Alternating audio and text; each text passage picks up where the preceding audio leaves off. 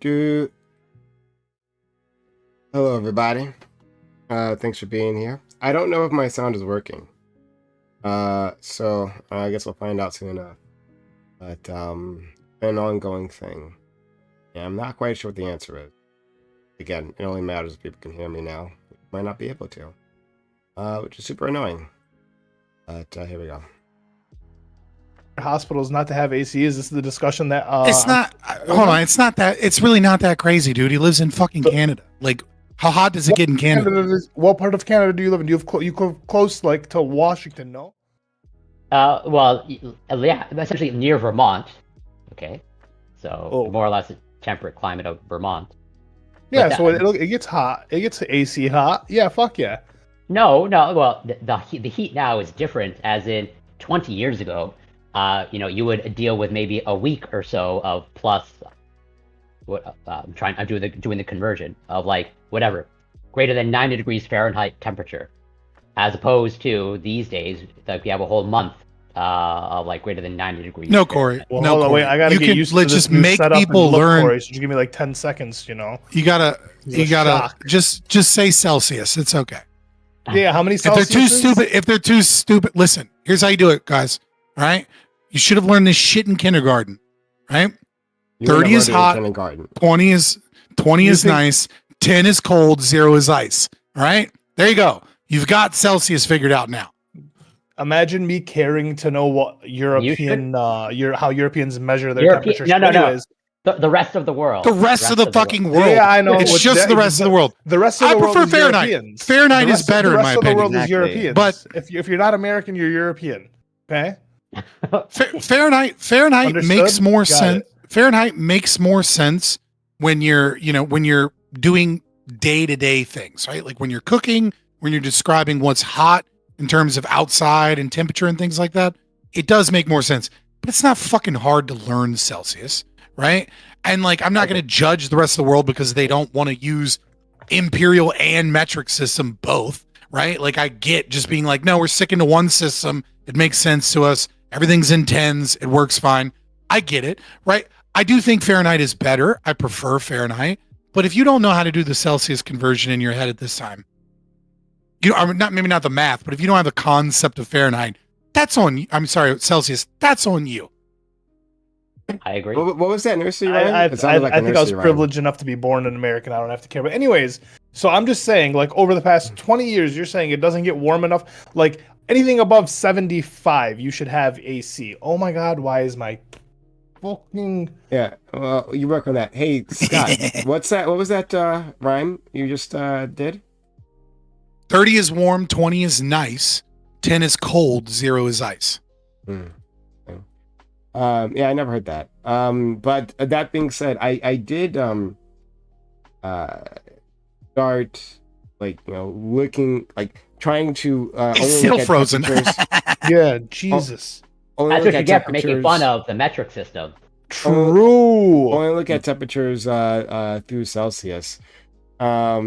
And I did that for a few years, but then it got annoying because then other people would ask me things, and but anyways, how annoying! Other people ask you things because you know stuff. I gave up on it because but my problem is that, like, even though I was getting used to it, like it was never like a useful bit of information for me, right? Like, ever. Like, rather than like I use a 24-hour. Yeah, it doesn't clock, matter right? in your day-to-day life as an American, right? Yeah, I use a 24-hour clock, right? And I always have, like, ever since I was a kid, using a 24-hour clock. But that's something I can, like, use and implement in my life all the time. But a Celsius for temperature. If you ever fucking DM me and be like, the debate starts at 2000 hours, I'm gonna be like, go fuck yourself. I'm not coming. I've never done it. Because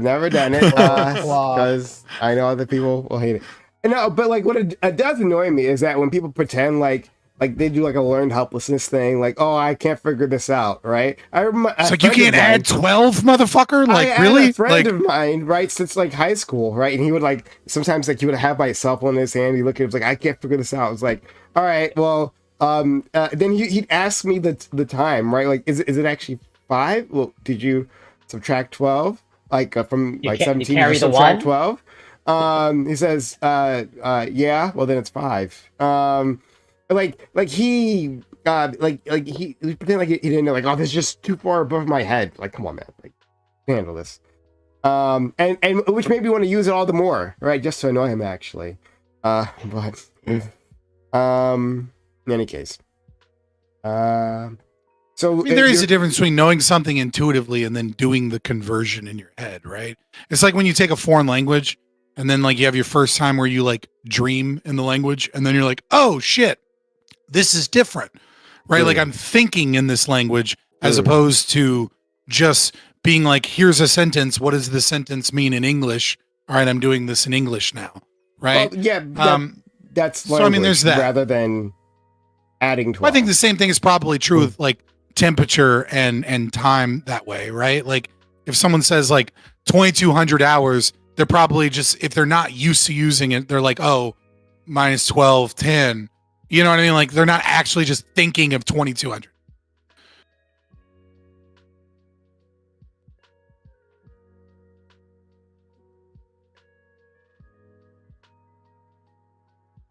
You've DM'd me a lot of times for a lot of things. And you've never done that. I was just messing with you.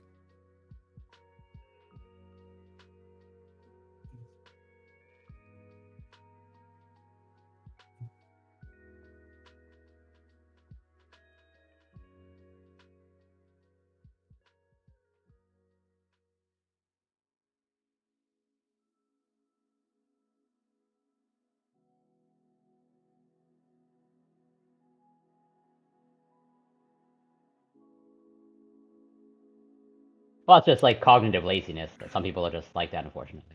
Yeah. I do though. Here's the thing. If you're not in the military and you're on 2400 hour time, I get the feeling that the only reason that would ever be convenient to you as opposed to the time the rest of us are on is that you're like a piece of shit that randomly just like has no concept of a sleep schedule and you wake up and you're like, is it morning or is it night? Oh. Like that's the only reason that would ever be convenient to you. And so I'm judging you when if I go to your house and I see all the clocks on military time, I'm like, this is a guy that wakes up at 3:00 and doesn't know if it's PM or AM. Well, like he has blackout curtains everywhere and he needs the fucking the 2400 time to like I am a piece of shit. I do have a fucked up sleep schedule, which I would wake up at that time. For sure. We're streamers, we all do, really.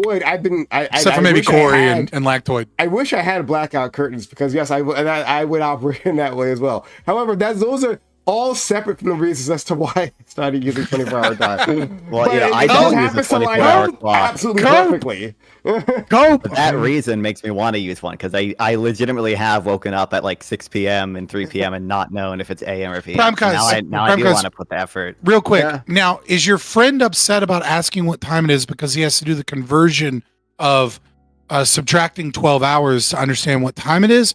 Or is it because the math is too difficult because he has to subtract 12 hours and then also do the differential on the clocks for colored people time? He is black, but he's not as black as Lactoid. He can get to places on time. They have clocks that have both. I have one in my bedroom. It's got like the normal time underneath. It's got the 24 I don't need both. That somehow feels more racist than a Nazi salute. To have two clocks, one for the blacks and one's for the rest of us, just feels that's wild. I'm talking about the 24-hour time. Is what I'm talking about. All right, fair enough. I thought you meant like 2 clocks, and it was like this one's for the blacks, and it's 15 minutes ahead. Nah, it'd be like 3 hours behind. Okay. So we're waiting on, I think, one other person. Oh, that was Ali. Ali, struggling I have no idea. This camera just keeps freezing for some reason every time I try to use it on StreamYard. But I'm trying to figure it out, so I'll take your time. In a minute. Take your time, Frank. We're not going anywhere. I guess we're here. So a few things before we get to the topic at hand. One, Corey, I guess you're in your living room. Is that what's happening here? Is that why we were all Not someone else's living room, but yes, I am in a living room. A woman's living room? Is that where you're at? Obviously, one of my many women's living rooms. Yes, yes. Okay, all right. All right. So we like it. Our friend Corey. If you can't tell by maybe the snow globes in the back, those are not mine. Those are not the stereotypical. Women like snow globes. Sure. Apparently, like we all knew your deep seething hatred of snow globes. Like fucking what? Like you can't tell? There's fucking snow globes. I mean, I'm gonna be fucking caught dead with snow globes on a fucking cabinet somewhere. Generally speaking, I think there's more women collecting snow globes than men, but I could be mistaken about that. It's the most autistic thing I've ever heard, and I'm a libertarian. Like fucking clearly, you did the statistical probability of whether or not I own snow globes, and you would know that it is leaning more in.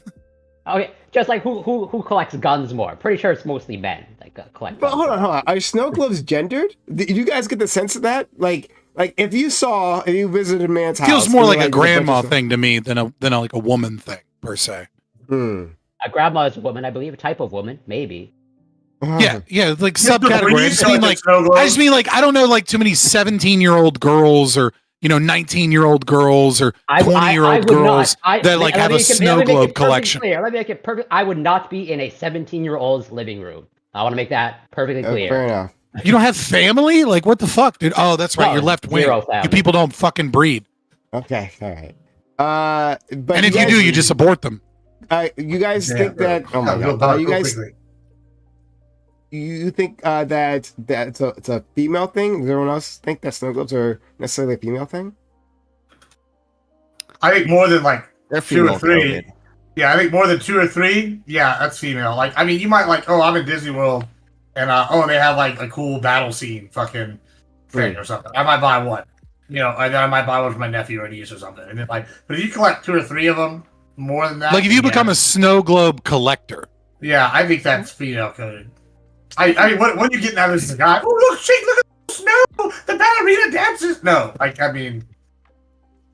If you're... I feel like you're we're thinking Allah for the fucking camera working down there, buddy? Listen, whatever one works, whoever you pray to that works, Elon Musk, who is it? The Omnissiah. That's who you need to pray to get your camera to work, all right? Non-fun? Oh, I just say I feel like if you're a legitimate collector, that's more like autistic male coded. But if you just like have a lot of snow globes because I can maybe see like that's more like female dinosaurs coded or something. But okay, sure. All right. Well, I never really looked at it like that. I mean, I could see it. Autistic son would lose his shit for a snow globe. Now that I'm thinking about it, like he would be like, "Fucking let's go." If I saw like a guy and he had like a bunch of snow globes, I think it would be odd, just because you usually don't see a lot of people with a lot of snow globes, right? You just people see someone with a few of them at the very most, right? So I think it'd be odd. I would ask him about it, but it wouldn't like read to me as like feminine or anything, like out of place gender wise, I should say. But maybe I could be alone on that one. I'll accept that. If I actually think it'd be weird if a girl was collecting snow globes. If I add the context that the snow globes are a reflection of like each travel destination, they get a snow globe. Does that change the equation? Yeah, because now they're a whore. I've heard from the internet that girls that travel are whores. I don't know if I believe it or not, but I'm gonna repeat this talking point. Oh my god. I think it's a nice thing to collect. But okay. All right, fair enough. Yeah, she's collecting something other than snow globes, all right? Yeah. In Scottsdale, I would not make that joke. But anyway, let's why are you explaining the joke? All right, it's not funny anymore. Oh yeah, sure. Oh sure, I'm the one who ruined that. All right. Did you guys see it broke only a few hours ago that MSNBC changed its name? MS Now. MS Now. MySpace for News, Opinion, and World. They were struggling with that one. I'm sorry. Hold on. Pause. Yep. MySpace is coming back. Is that what you said? MySpace. The MS stands for. Yeah, for news, opinion, and world. MS space now is what MSNBC is going for. This is, and I'm not sure, maybe you missed this. This is what happens when you hire fucking millennials with college degrees to do your shit, right? Yeah. Like, fuck, millennial women are so fucking bad at this. Oh, you have a What's company with you- logo? I know how to make it better. I'm gonna make it fucking blocky Oh my text God. randomness that's super simplified. It's weird that women are always your target. It's super weird. Any which way. In case for people who don't know, right? MSNBC, along In case with for people who don't know, I hate women. All right, did you get that? Yeah, Yeah, you picked up on the MSNBC. vibe. And also, whores are bad at branding, bad marketers as well. All the whores. Hold on, there's a Venn diagram quite of good. whores and millennial white women. Okay, putting them together. All right, now I'm not saying they're the one and the same. You can't be like a good escort about being able to advertise. You actually have to Listen, advertise I'm your just trying to services. attract black women. Okay, so I need to shit on white women as much as possible, and then one of them will fall into my lap. That's how this works, Prime. Oh, all right. You'll have. Okay. I don't think that's how it works. Or maybe just maybe I don't take the conversation about MS-now super my God. seriously. Understood. I'm just trying to explain it for anyone else who might not understand what we're talking about. Just so for anyone who doesn't know, right? Is that like MSNBC and a bunch of other programs channels from NBC have been spun off. They're going to spin off to a separate channel, and that's going to be called Versant. VERSESANT. I believe that's how it's spelled. So they got to get the NBC out because they're not part of NBC Universal anymore. And they haven't been part of Microsoft, which is what the MS stuff were before, for a long time. So I guess they're like, all right, I guess we'll just change it all. But yeah, MySpace now. They're terrible. struggling. Yeah, not good. And their logo is also bad too, right? I mean, like I guess Scott mentioned before, but the logo actually is bad. You mad, but I'm not wrong. I'm not. Oh God. Hey. Could someone check? Corey, can you do me a favor? Check to make sure my sound is working. It is pretty awful. The new logo is pretty fucking awful. Jeez. Yeah. Oh wait, real quick. Am I a little bit louder now? I think I. You A little sound good bit. to me. I've turned you down a little bit. Okay. Oh God, but Woohoo. this is terrible. Well, I love how like the first image I have is a picture. Yeah, of but you're I was definitely not 100% using the right right. I was 100% right on the logo. I was just pulling that out of my fucking ass. It's Okay, not I want to know who Rachel designed it. Maddow. I bet it was a millennial white woman. And then you need to fucking apologize because I'm just so accurate with my misogyny. Testing, Corey. Yeah, okay, whatever. Yeah. You hear Yeah, me? it's definitely. This is crazy. For now? It's I the think, first image I see. I think is it's good for literally now. Okay. thank blocky you. letters, like a jar with fucking Rachel Maddow's face next to it. I It's like the called worst it photo ever. so accurately. How dare you talk shit on me? I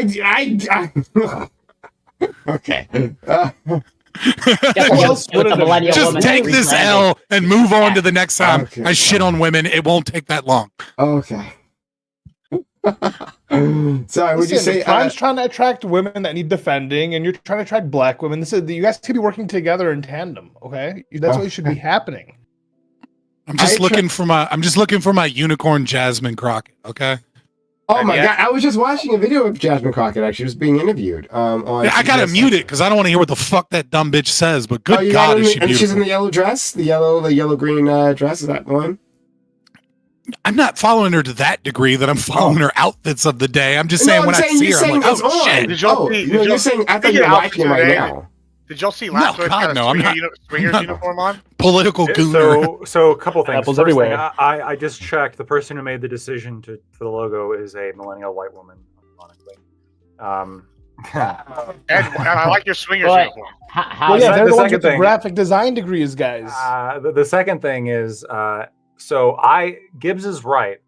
I got this shirt because apparently a family friend was giving away like a bunch of shirts, and I took a bunch of shirts.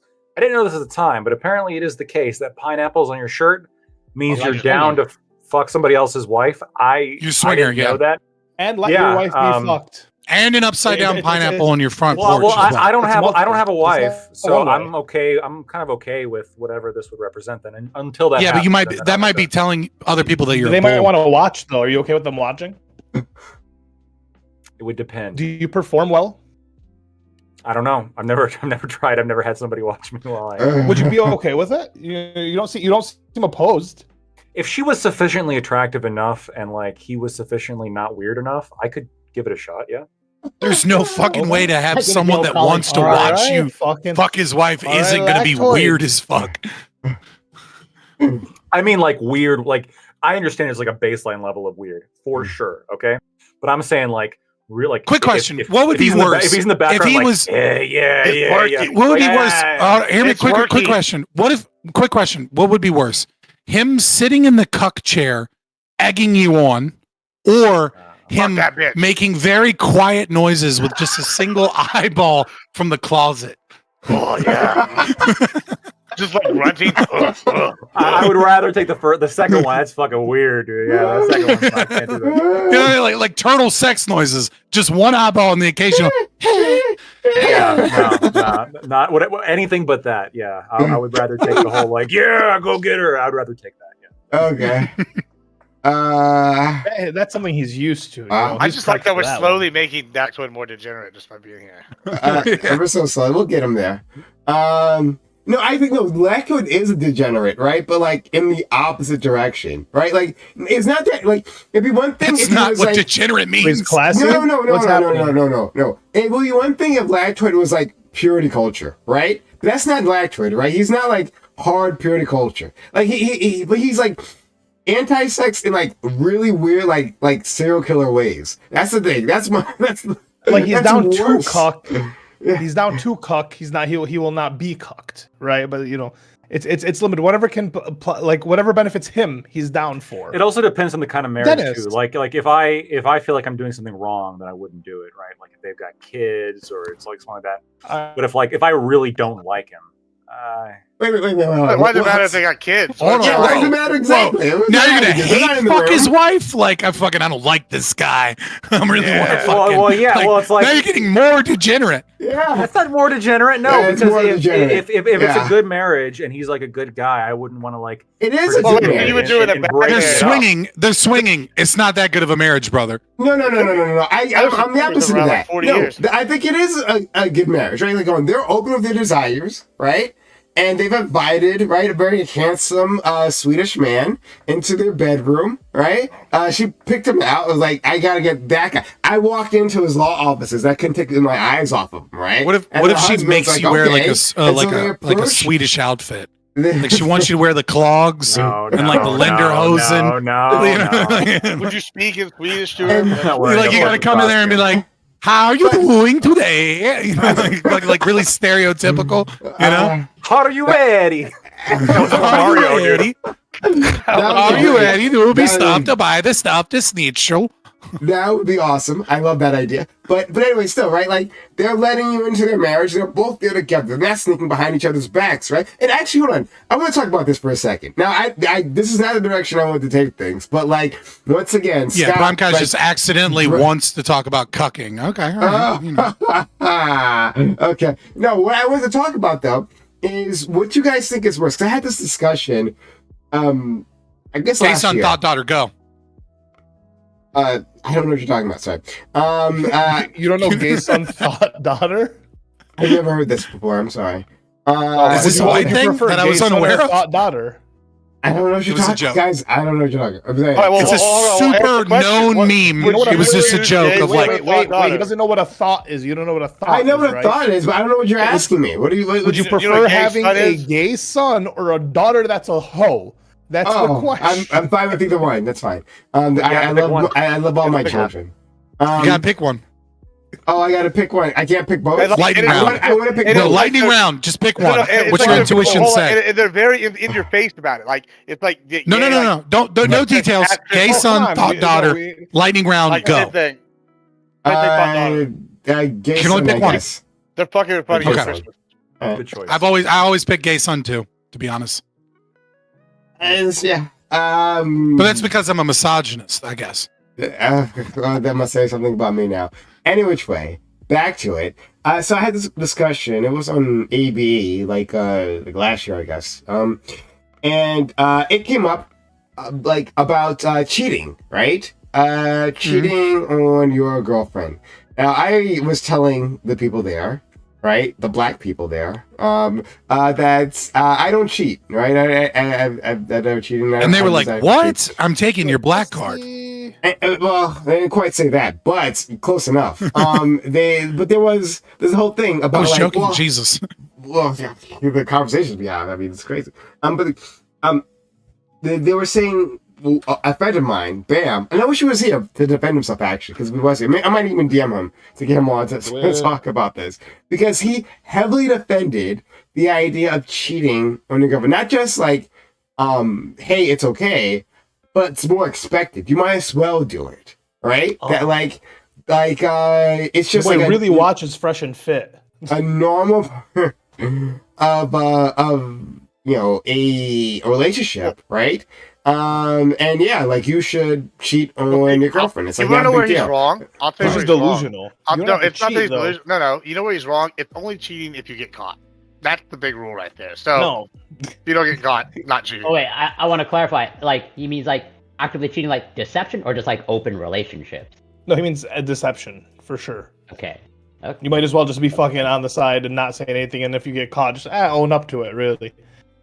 Or It's the Andrew gaslight Tate him. method, you know. Well, you know, this is 2021. Or just relentlessly gaslight. If you get caught. Yeah, I'm on the gaslighting train.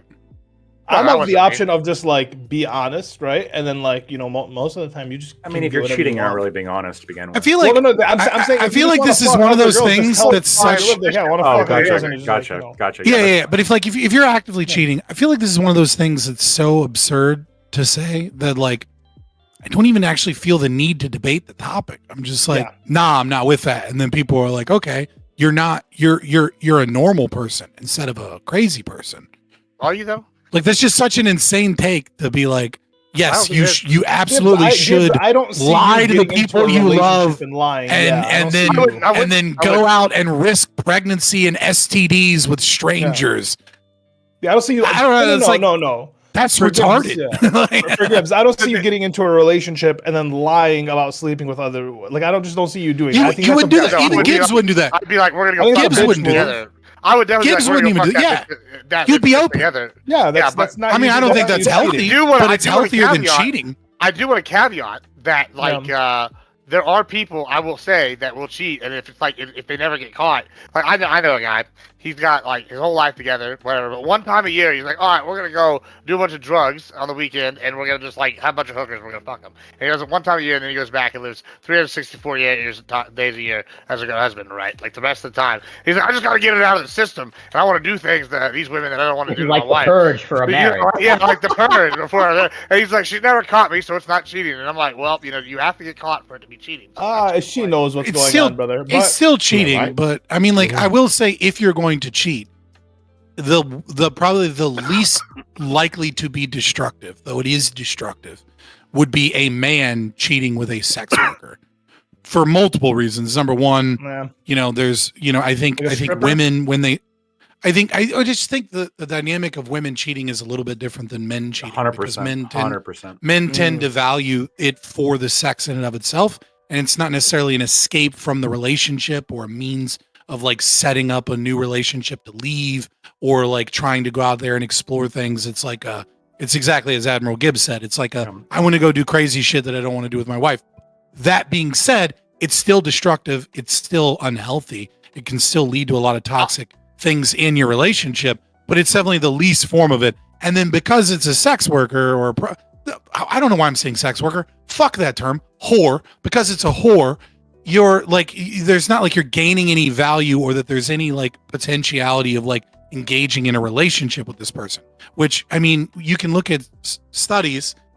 Again, I'm not condoning any form of cheating, but you will see that, the predominant fear from women is that a man falls in love with another woman, right? That like her security in her relationship is threatened, right? Whereas a male, and some people theorize, evolutionary psychology is kind of a lot of guesswork, right? But people theorize, it's a kinship theory thing, maybe, right? That men are more afraid of their woman being physically fucked by another dude, right? Because maybe it's like a biological thing about the concept of like being cucked literally in raising someone else's child, etc.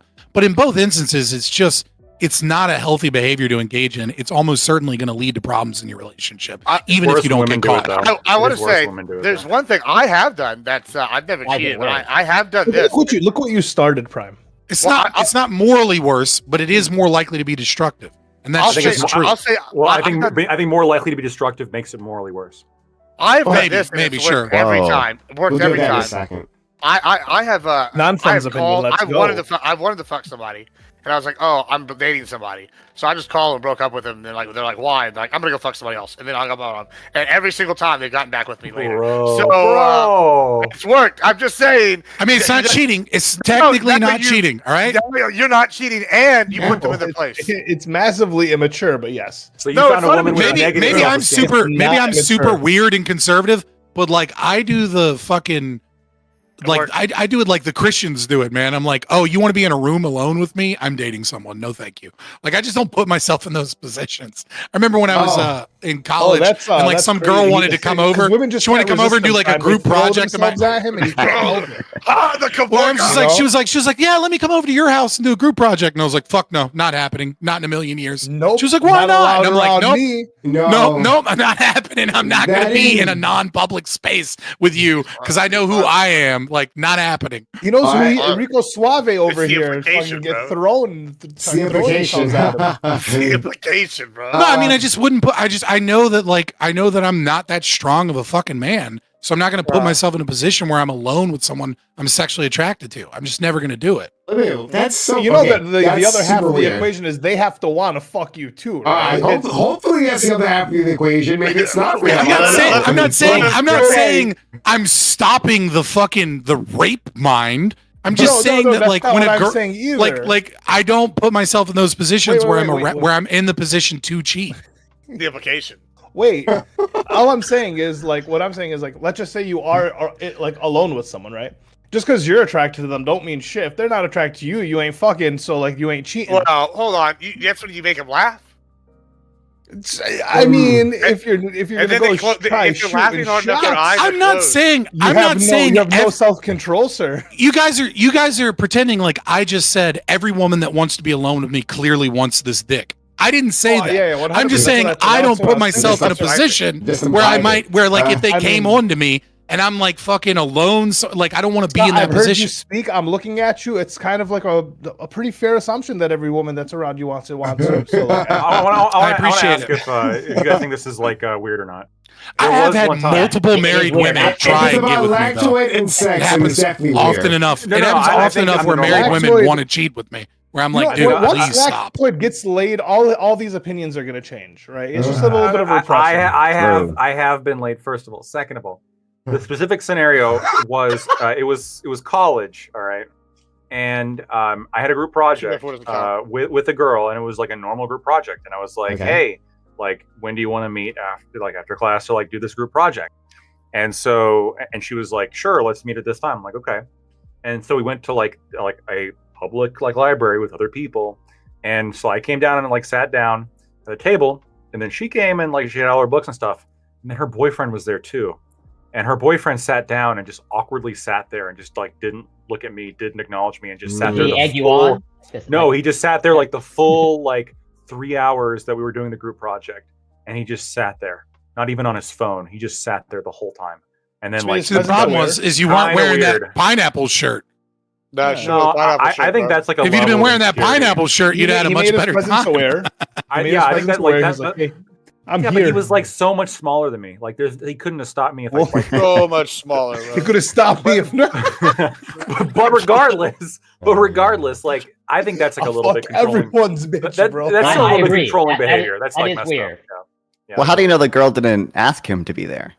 Yeah. Maybe she was so weirded out by you that she felt like she needed him there. You know. All right, whoa. She probably heard you. I think Lackade's a handsome guy. I think the guy felt. Yeah, I can't disprove that, but like I wasn't being weird at all, and like she seemed to like we got along as friends, and I don't know, it just seemed pretty normal.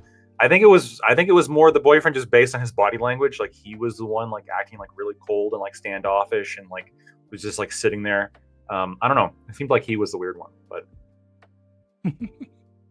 Those men that are possessive. Not a neutral observer. That's pretty possessive, I think. Hey, Frozen Those Knight, men exist a lot. Frozen Knight, tell me if my audio is still weird. Let me know. Sounds fine here. I was sounding double to people on stream. But in any case, okay. So multiple things here. So what was that? I missed it because I was dealing with something. Elected, what was the question you were trying to ask us about that? Like about because somebody talked before about like Scott, you were saying that like, oh, like girls that want to come like study with you, and you're like, no way, because I know what's gonna happen. Mm-hmm. I mean, I guess that's one thing. I don't know. I think that's a little bit odd. But what I think is even more odd is like when the boyfriend like insists on coming along to like chaperone a study project for a class in a public place with other people around. It's not like I was like in her bedroom. We were in the middle of a library. Yeah, it seems a little bit odd. Yes. Yeah, that's like pretty Right, massive so insecurity. You said just to not fucking straw man me and put words in my mouth. I'm not saying because I know what's gonna happen. All right. But I will say this about me specifically. I'm a flirt.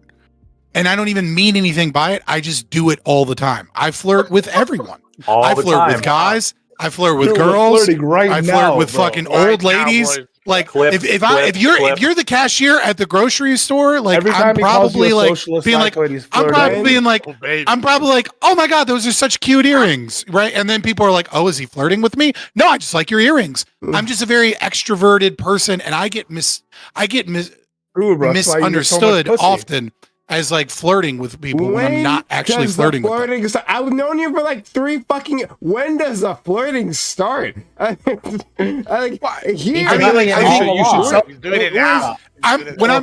on right now, right? Like we're not in person. Number one, and number two, I have like an online persona and a bunch of other things going on.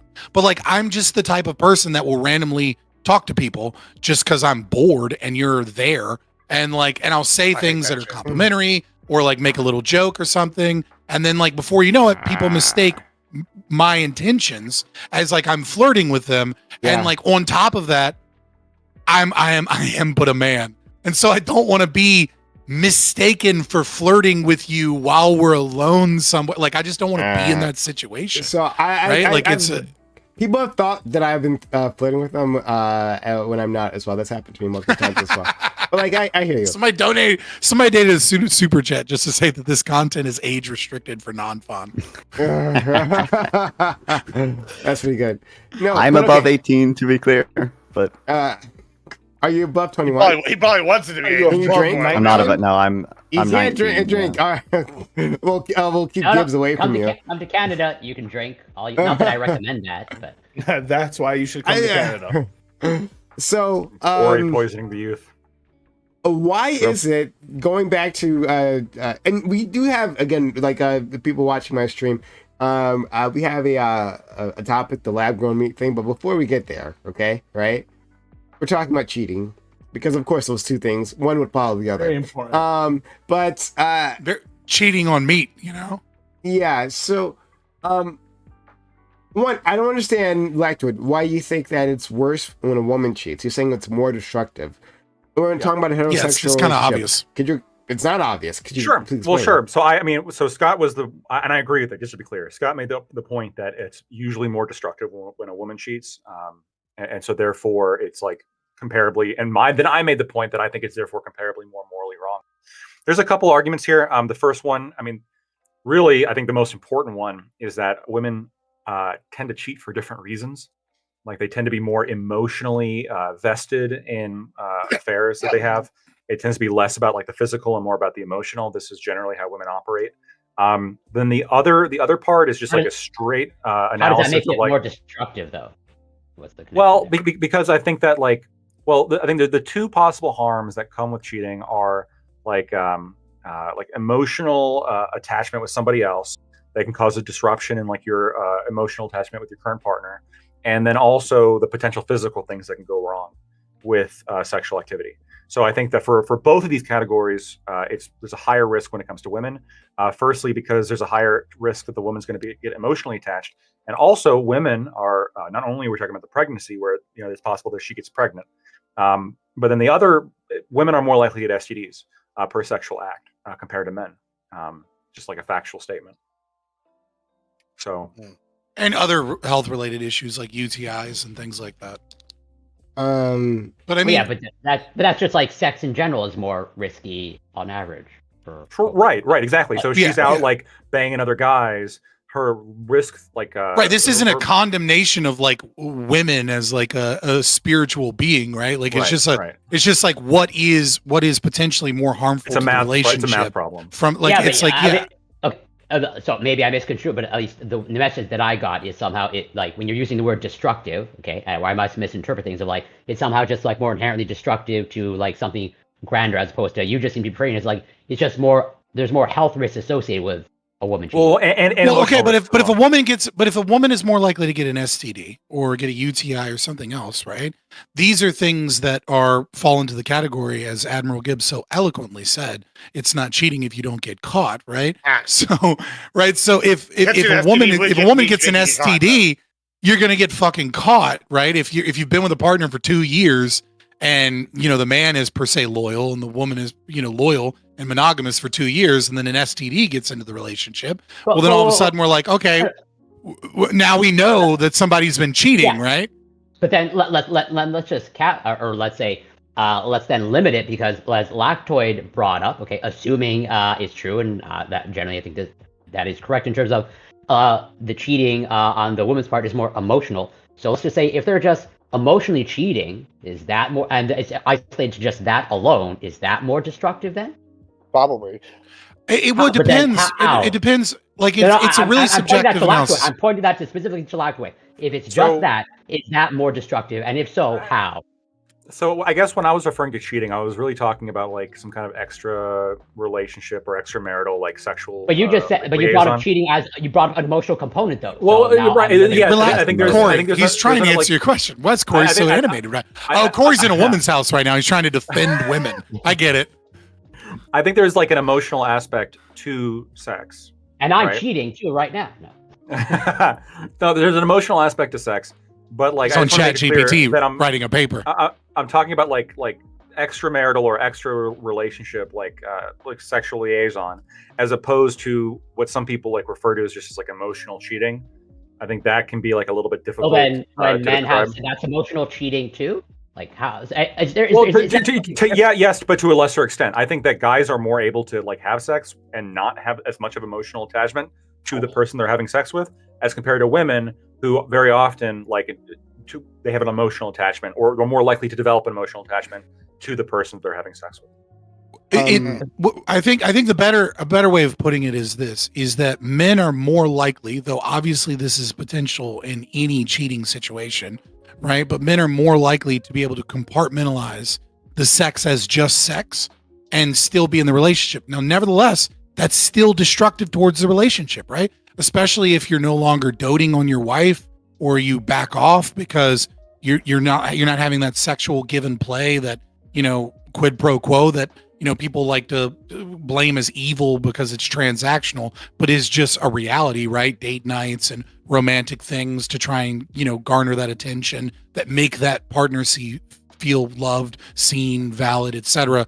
That then in part that connection allows her to be vulnerable, which allows you to have sex. So it can create this, this negative feedback loop where you're getting that elsewhere. And then you end up treating your partner like shit. Like there's a lot of problems with men cheating, even if they compartmentalize it. Yeah, but what I would say the difference is that what I would say the difference is that a lot of times when women cheat, they're looking for a backup plan or escape from the relationship.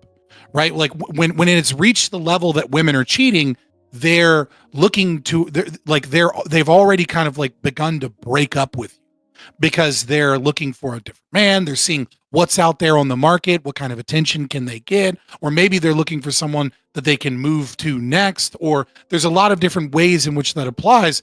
And so often when women start the process of cheating, it's maybe not in the grand scale, but at the individual level, it's kind of like the inevitable downfall of a relationship that's already over.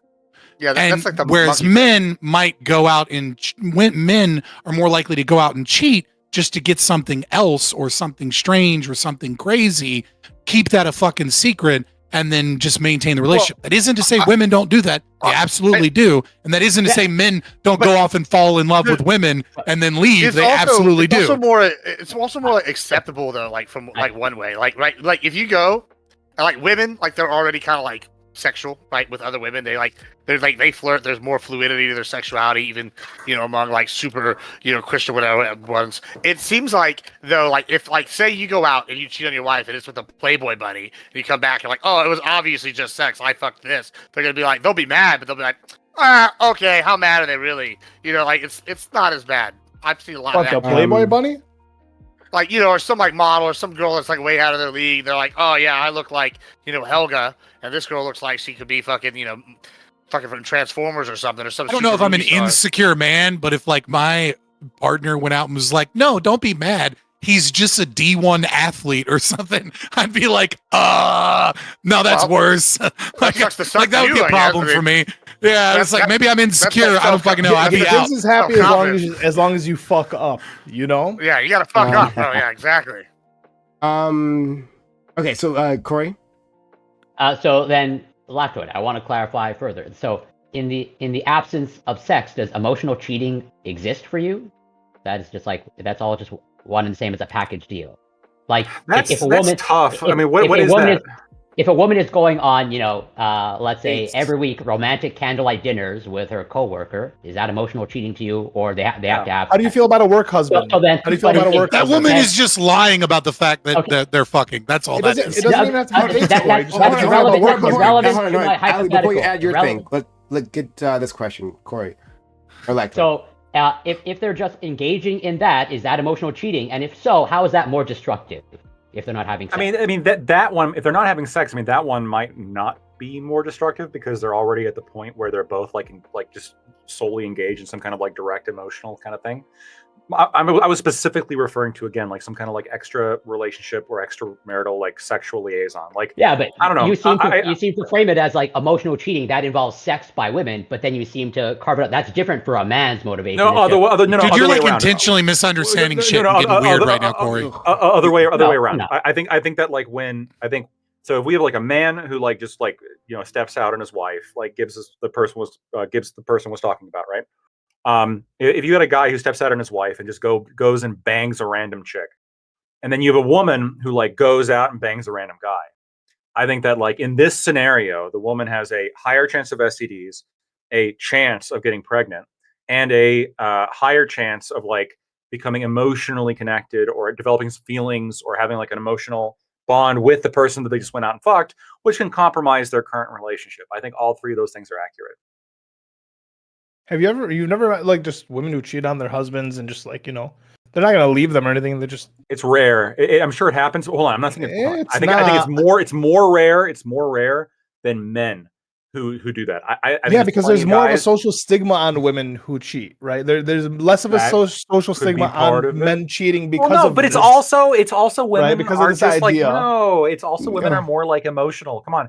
Like seriously, and you're gonna roll your eyes at this, but this is true. Ali, look, I'm sure you know this, unlike maybe Prime or Corey, but like we've had women in the past where we've told them, hey, this isn't like a serious thing. This is just like a thing that we're like just buds, like, but like I'm a guy's guy. No, we're like, no. Ali knows what I'm talking about. Like we're buds, but sometimes like we fuck, right? That's kind of all we are, and like. How often is it the case in those situations that the woman is like falls, develops feelings, and then you got to cut it off, and it's like a really awful situation. Every fucking time. Every fucking time. No, sorry, I gotta step never the other way around. The guy doesn't do that. I don't know about never. There are guys that get pussy with pretty. I gotta step in now. Hold on, brother. I'm jumping in now. I can't wait any longer because this is bullshit. Don't tie me to this take, by the way. This is not my take.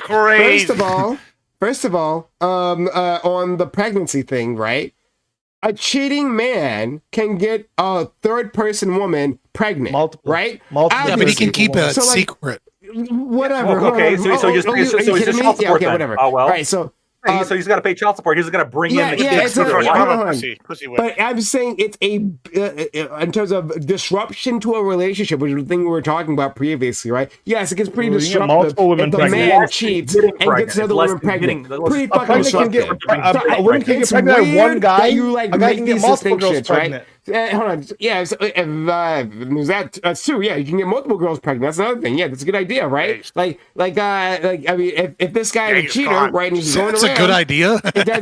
Sorry, I'm just saying that's a good introduction. But yeah, you can get multiple. Mom got that dog in him. More destructive, right?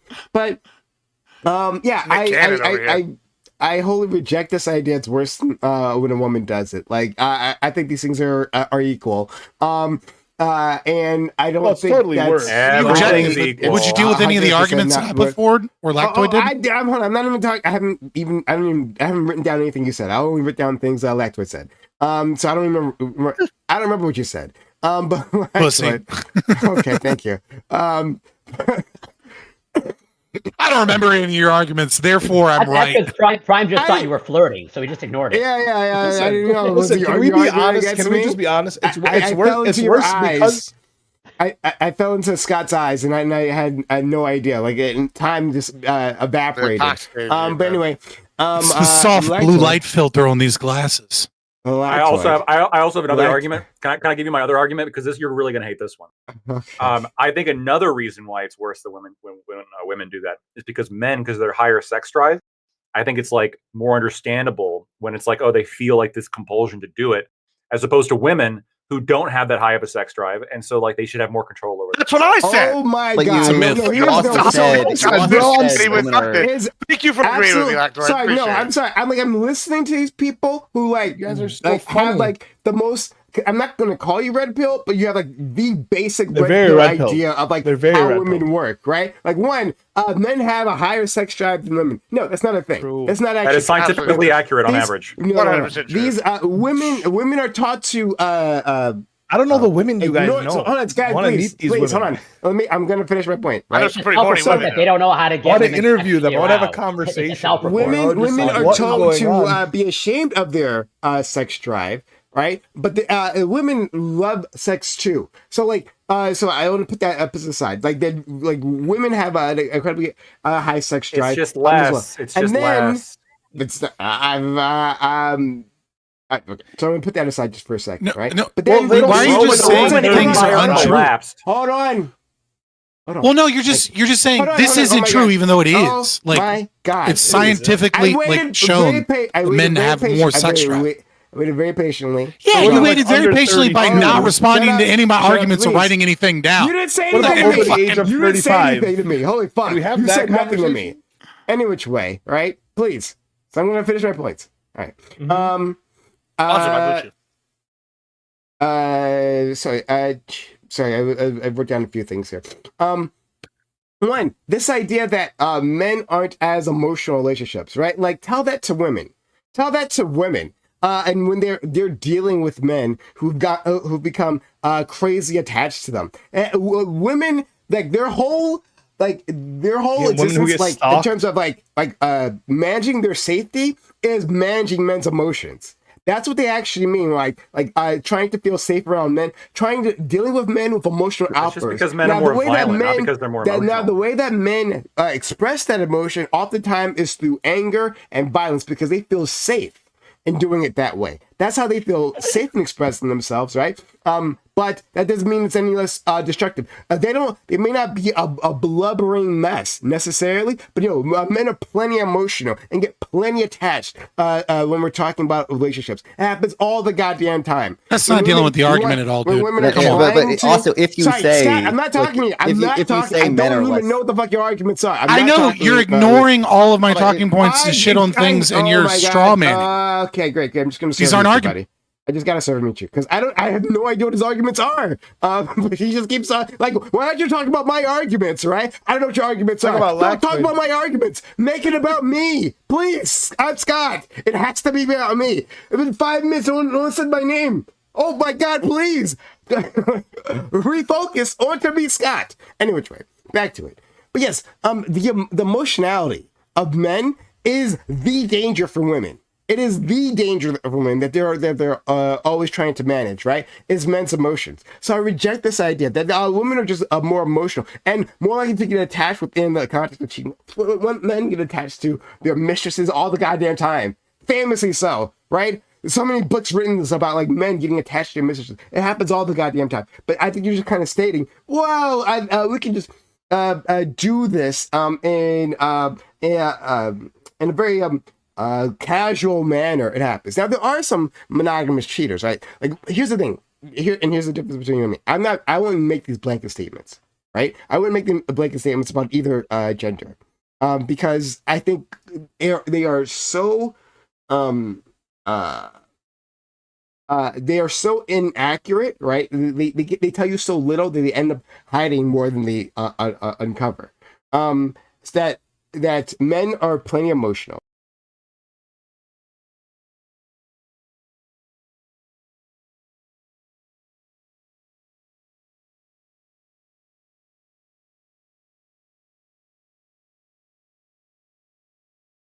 That's my point. I orgasm every Until time. they meet me, and that. True. So I'm more likely to get the sexual thing out of it as opposed to women. I'm not trolling. Women can't even orgasm. Why are they cheating? But They want if you say like and they're if you say trying like to orgasm, if you say it's not working But at they home. can't, and they know that. So why are they cheating? well, actually, you said earlier they're more emotional. Like if you're saying like the fact that like men's sex drive is higher makes it more understandable for them to cheat. I don't know why we wouldn't also say.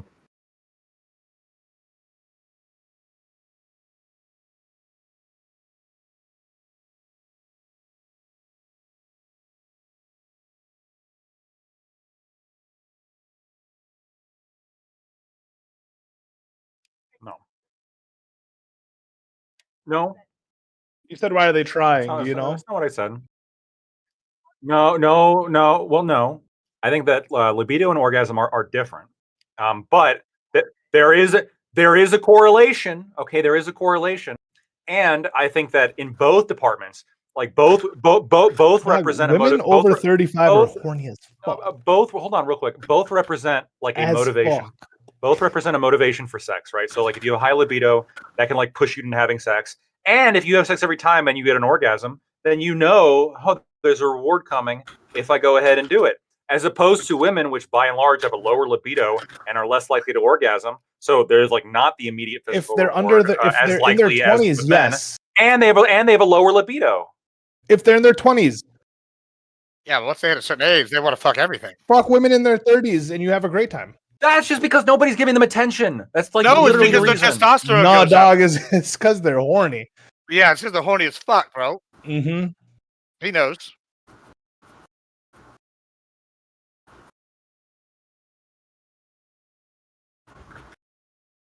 Yeah, Well, hold on.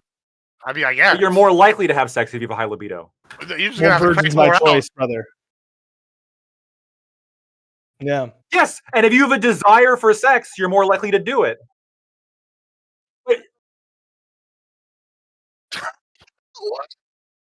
Don't worry, you could be fucking in prison. You're right. You're right. You could find somebody in prison with a high libido.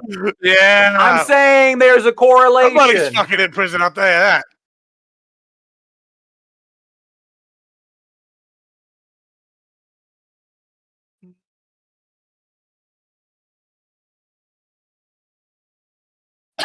Sounds like some kink shaming right there. But you're more likely to seek it out, and if you're more likely to seek it out, you're more likely to get it. Wanting sex is not related to getting sex at all? Yeah. But are you more likely to pursue sex if hold on? Are you more likely to pursue Right, sex but wanting to get sex? hold on. Wait, so okay, hold on. Wanting sex, wanting sex, wanting sex, and the capacity to have sex are the two necessary Just so we're elements clear, it is in 9 order PM. of getting sex. Just want you to know. 9 p.m. Yeah, no, hold on. You're skipping a big thing. You've been talking for 30 minutes. I'm trying to understand your thing here.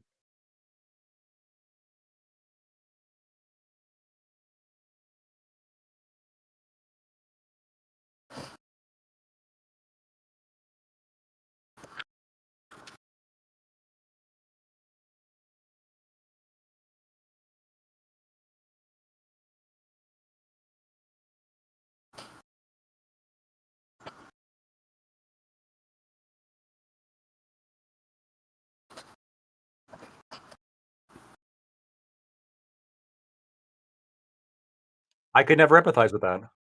Bro, hold on. Prime, this doesn't even make sense. No, they're not.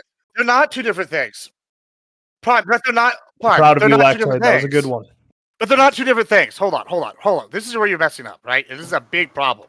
Okay, one, if you desire something, I think we can all agree you're more likely to pursue something, correct? We all agree that. Okay, yes. It doesn't matter what you're asking. This is the problem you're having. I'm going to break through why you have a problem. I'll go 50-50 we all with you agree. on that one, Gibbs. Okay. So you're more likely in general if you desire something to pursue it. If you pursue something, you are more likely to learn a skill to acquire that, correct? The more you, just like when you play basketball. If you play basketball and you miss at free throws, and I go and shoot 1,000 free throws, I'm going to eventually get better at shooting free throws than I was when I started at 0. That's a baseline fact. Women You're also are the more same likely way. to make hoops. Hold on. Hold on. In general, right now, if I'm desiring sex and I'm pursuing sex, that means I'm going out there and I'm attempting to get sex on a regular basis. Whether or not I succeed, right there means I'm attempting it more, and just by attempting it, the percentage of sex goes up. That's basic math. It absolutely does. Prime, it absolutely does. Statistically, it does. You're absolutely wrong. Yes, it does, Prime. It 100% does.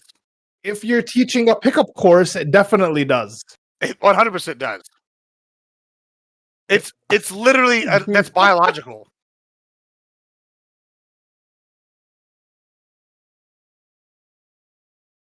That's a special occurrence. That's literally a special occurrence. You just described a special occurrence.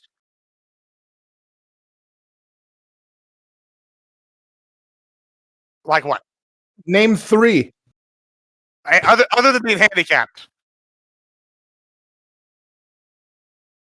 Nope. You can fucking work. Priest fuck. So, president, you can fuck. And it's all going to be skill issue at the end of the day to him. So they literally have conjugal visits. No, you literally have conjugal visits. You're wrong. Once again, go ahead. It's still a possibility. I mean, so once again, those are exceptions within an exception. You're talking about exceptions. I'm talking about the rule.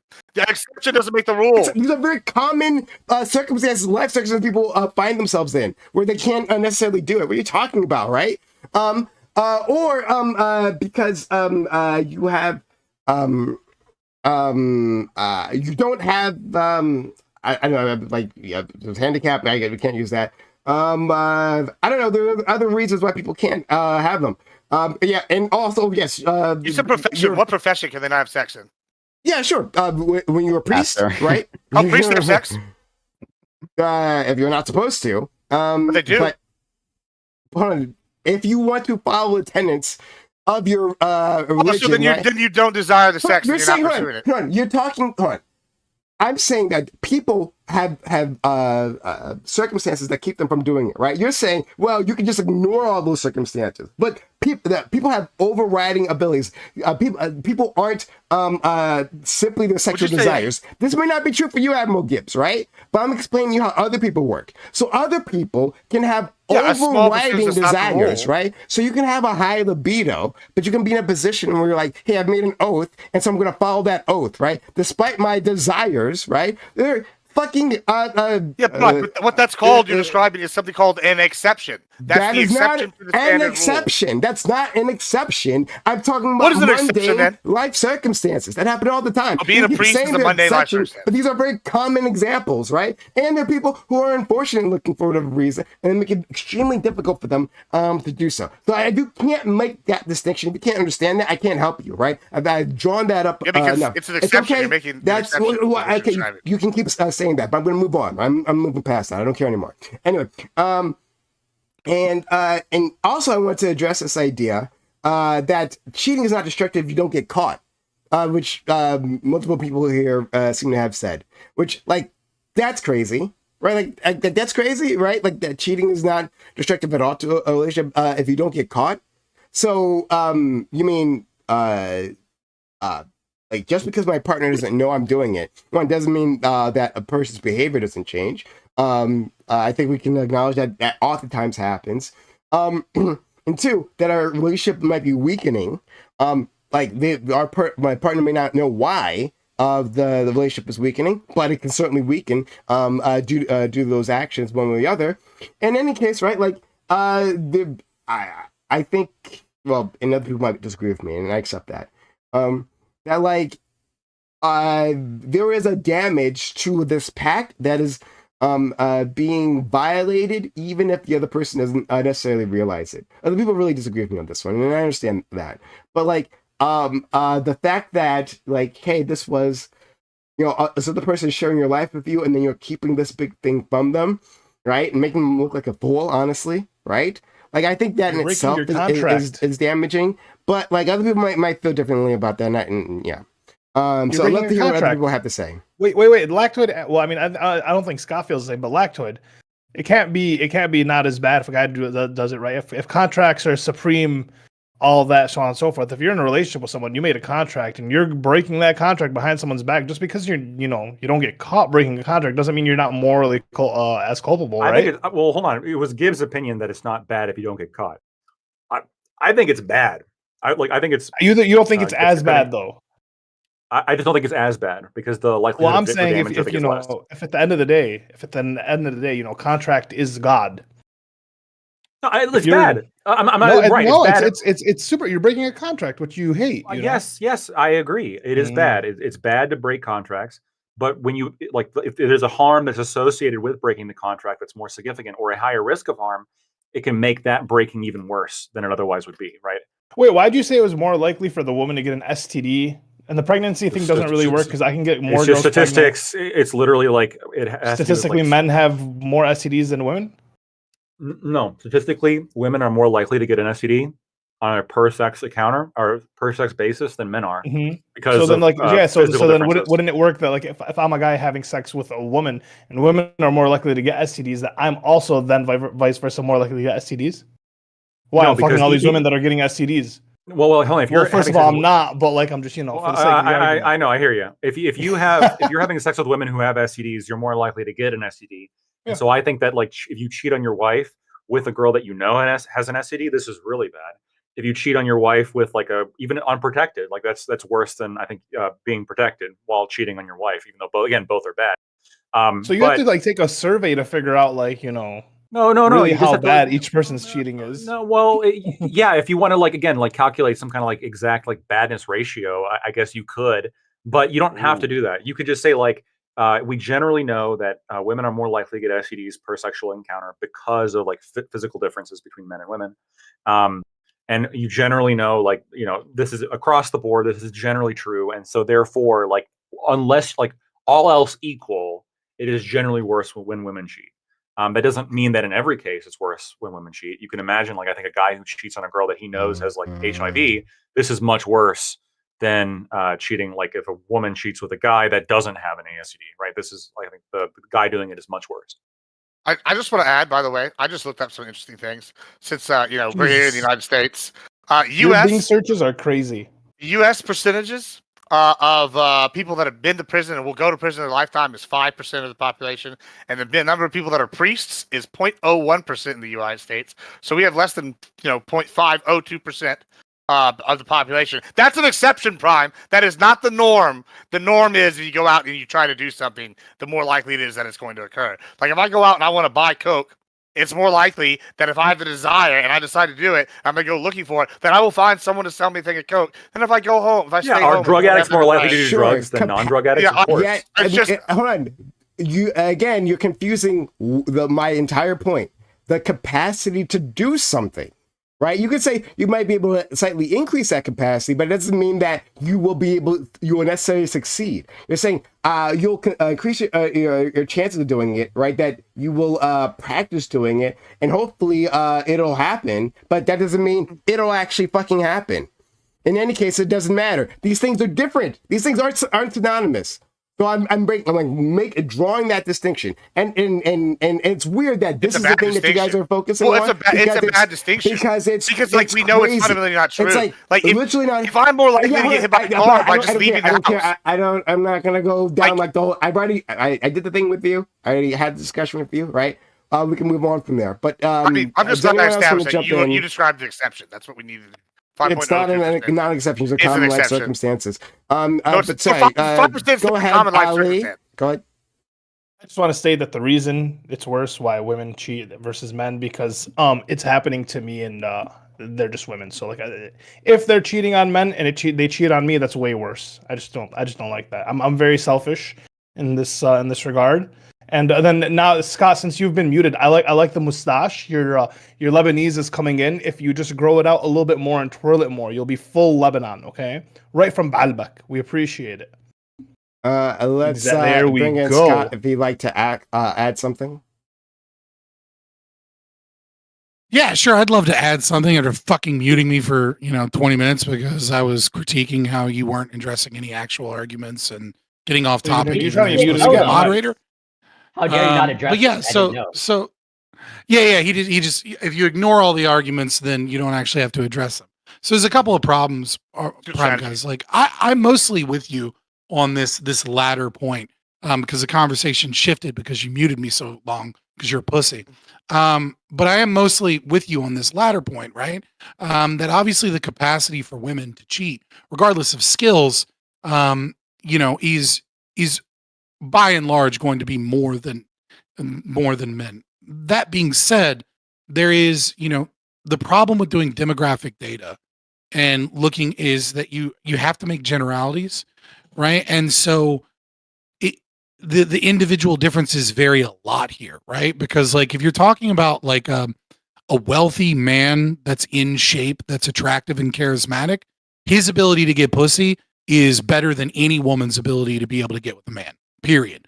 If you're in like the top 10% of men, like, and it's because of the very thing that Admiral Gibbs was arguing, right? Is because you went out, you practice. Whereas women, they tend to have to wait. Obviously, a woman could like be super raunchy and like go to a bar and like lower their standards and just get a random dude, right? But men that are particularly, you brought up red pill podcast stuff, particularly high value, right? They live in a completely different world than most men. And so that complicates things. But for the most part, I understand what you're saying, right? This idea that it's worse to cheat from a female perspective because it's easier to cheat doesn't necessarily compute along every male's perspective. And I'm not just saying individual differences may vary in the sense of like they're outliers, but like there's a good 10% of men out there where it's actually way easier for them to cheat than most men, including even the top 10% of women. Because those women can often be unapproachable in a way that like because of the dynamic of who approaches whom.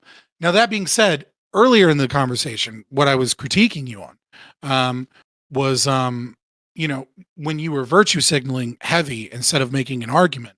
And you were talking about this concept of men are emotional and women have to protect themselves by managing men's emotions. This was a complete nonsense thing that never should have been said because it didn't address the arguments that myself and Lactoid and others had put forward in any way, shape, or form, because it has absolutely nothing to do with the basis of when women cheat, they tend to have a more emotional aspect to that cheating, and that they tend to distance themselves from their partner, and that they tend to be looking for an escape from their relationship, and or a backup plan, or they have mentally already severed themselves from the relationship and they're putting themselves on the market to see what their options are.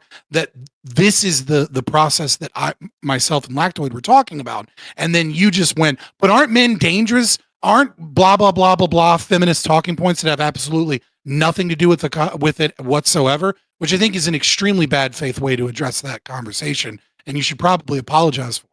I never apologized to you, but oh, sorry, I didn't think. I thought you were done. And then the next one. Well, sorry, I was just muted for like 25 minutes, and you said so much bullshit. I'm trying to get through it all. We're done. You can continue. Right. I'll handle you afterwards. I am glad that you didn't do a mea culpa, and you tried to like kind of run from it, but you did eventually concede to the idea that all of the science supports the fact that higher testosterone levels in men mean that women do not have as high a libido and sex drive as others, and that's kind of what left brought us to this second point that I think is silly. But I would like us also to address this counter argument that you and Sociologic brought up, which is may be true, may not. The evidence isn't necessarily clear that like women in their 30s, mid 30s, late 40s, especially have a higher sex drive. Speaking, that's 100% true. So I don't even you can. Yeah, that's not how that works. But it is true. Right. It is true that as men's testosterone levels lower, that may be the future, right? That is. I could very well potentially see that being the future with Gen Z. No, it was like because sea levels are going 10 years, 1,000%. Wow. No. I know what your argument was. I was giving the devil his due in the sense that may be true in the future, and that gap is narrowing in that domain. But most of the research that we have shows that even in the peak of their sex drive, they still tend to have lower libido than men in the same age category. I don't think it's super relevant to the morality of cheating per se, but it is just false that science proves that we're wrong when the science actually supports that opinion. And you were just saying, no, you're wrong, as a dismissal instead of dealing with that argument and its implications.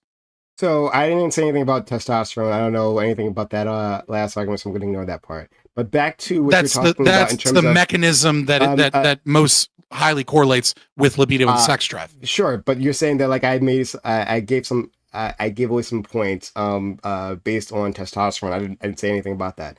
But that's not what I said. Okay, so the thing that I wanted to address was the other point about like the danger, right? The point of me bringing that up wasn't to discuss how men are dangerous. The point of bringing that up was to say that men are emotional. Men indeed are emotional in these situations. We don't which isn't a counter. Hold on, let me finish. I waited for you to finish, right? So the point was that men are indeed emotional. What Lackwood was saying previously, and maybe you said as well, but again, I didn't pay attention to what you were saying previously, so I don't know what you said. But if this was your point, then I'll address it as well. That men are less emotional than women, right? Is that incorrect, Lackwood? Was that what you said previously? Men are less emotional than women? Yeah, on average, they tend to be less emotional, yeah. Yeah, so I'm saying less that... neurotic, especially. Oh, okay. Well, neurotic. Right, but that's not dealing with the mechanism of the argument. I don't know. Hold on. To be clear, I didn't say anything about neuroticism, and I have no idea there, so I'm just going to leave that part alone. The only emotion in lactose word is negative emotion, and so if you score less on neuroticism, must mean that you have less emotions. Yeah, that totally logically follows. Yeah. Men. So my point was to show that men are indeed emotional. We as a society process that differently, right? But these are just as destructive. We're talking about like emotions relating to relationships, right?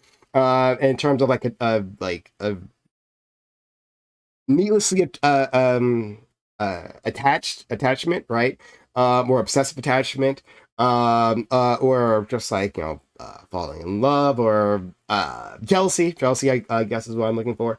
I'm sure there's a few others, right? But like these emotions, these negative emotions, when dealing with relationships, men feel all those things too. All those things happen, but they aren't expressed the same way. And we're told that men are just simply less emotional. They are emotional. They simply express that in a different way, and oftentimes a dangerous way. That was the point. Not that my point. Right, but it doesn't deal with the mechanism of the argument.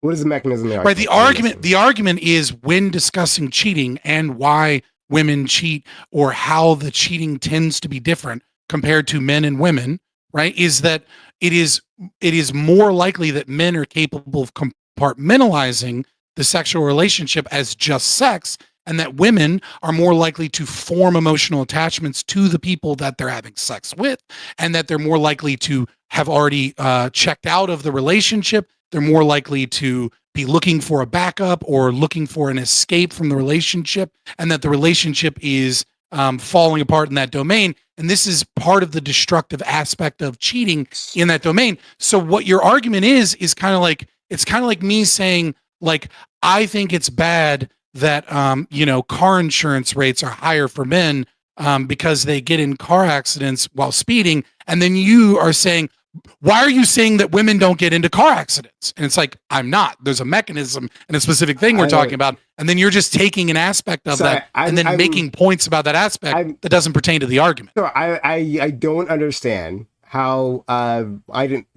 directly address that mechanism. So you're saying that men are better at compartmentalizing. I'm saying that they aren't, right? That like there is an idea that men have some sort of mastery of their emotions that women don't have, right? And an aspect of that, as you pointed out, that's not the argument. I'm sorry, I like you keep saying that, but like I'm like using the words, right? Like so, you're saying, you're using the words to say something entirely different, irrelevant thing. Did you not say? Did you not just say that men have a greater ability to compartmentalize when cheating, right? Compartmentalize. I wouldn't call it ability per se, but yes, they're more likely to do so. Yes, they're more likely to do so. So you're saying they're more likely to do so. They're more likely to seek. To do so.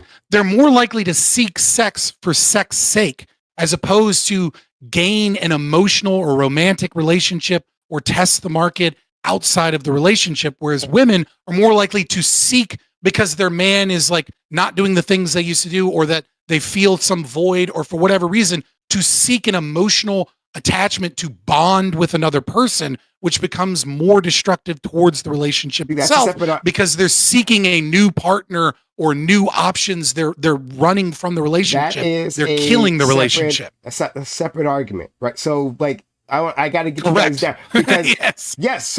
So let me handle one thing at a time. That's the problem. So whatever. Sorry. You're saying compartmentalize. Compartmentalize, maybe we have to get on the same page here. What does compartmentalize mean? It means like you're going to engage in an activity, right? But then you can mentally separate that rather than getting emotionally attached or feeling some type of way, or bringing that into other parts of your life, right? You can separate this, you can isolate this. And this takes a certain mastery of emotions to do so. And you can, and then you can. Is it mastery of emotions, or is it just a tendency because of what it is that you are seeking? I'm not necessarily saying men have this skill to go and to compartmentalize in a way that women just never could, though that may be true. That's not the argument that I'm making.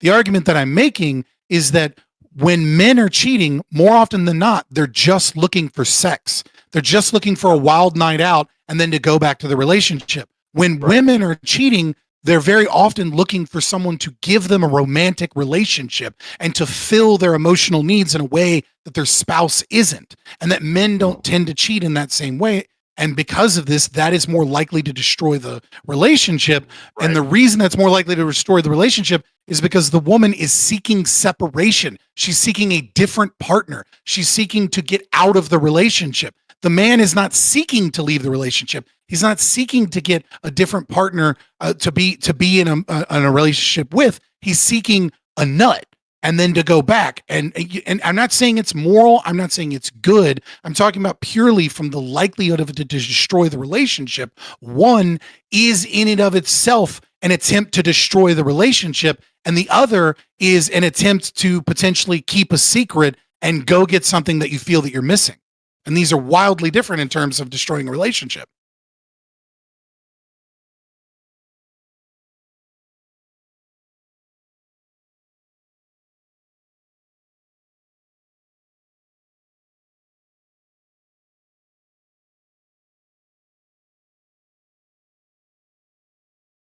Yeah. It's a throwaway line away from the argument, right, Lactoid, or am I misunderstanding? So can I say something? So two things. Well, I guess three things. First of all, can you guys hear like a hum in the background on my end? Is it like particularly annoying? Very slightly of a hint of it, but not. Yeah, I heard like something like a TV on in another room or something. It's okay. I'm boiling my feet right now. The second thing I wanted to bring up. Okay. I'm just like this is like factually correct based on all my intuitive knowledge, which is always right unless disproven. And I just quickly found a couple sources to links to some studies.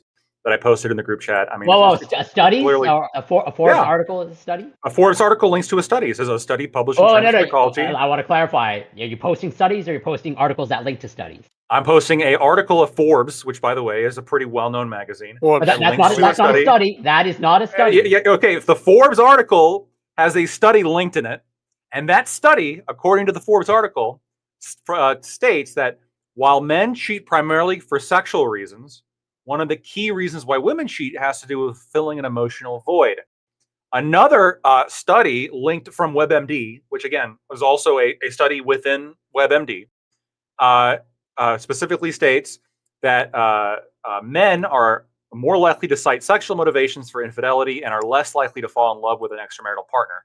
Women tend to have an emotional connection with their lover and are more likely to have an affair because of loneliness, as opposed to just, like Scott said, just trying to get a nut. This is like, again, have you ever This had is a well-known phenomenon in psychology and sexology. I am not disputing the motivations or the primary. I agree on those. That all tracks with what I know as well. But the conclusion that you draw of therefore women are more emotional, that just does not logically follow. That is not borne out in that anything that you post there, anything that you said there, does not back up that argument. Of that I'll means find that data. I'll find data on that too. That like women. The entire women are more emotional seems like a complete aside to try and avoid the argument that is being put forward, which is why women cheat and why men cheat and what is more destructive to the relationship. If Lactoid is willing to concede that he doesn't matter about that point and he actually has it's no bearing to anything that he says, then he should concede that. But I'm not disputing all the primary motivations, but I will dispute that claim. Absolutely.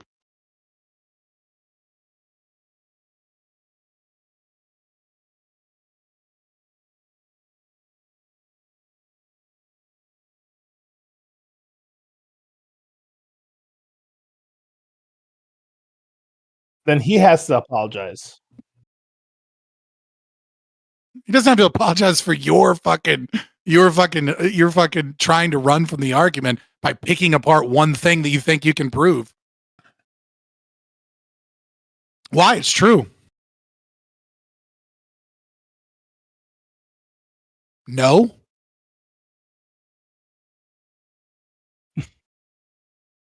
All right. Don't worry, Scott's a man. He's not emotional.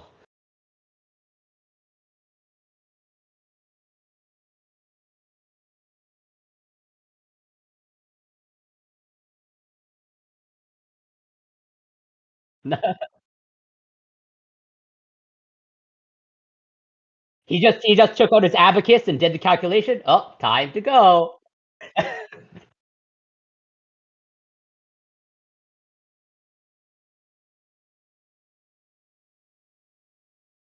It wasn't. I mean, it's true, but it's not a crucial part of my argument at all.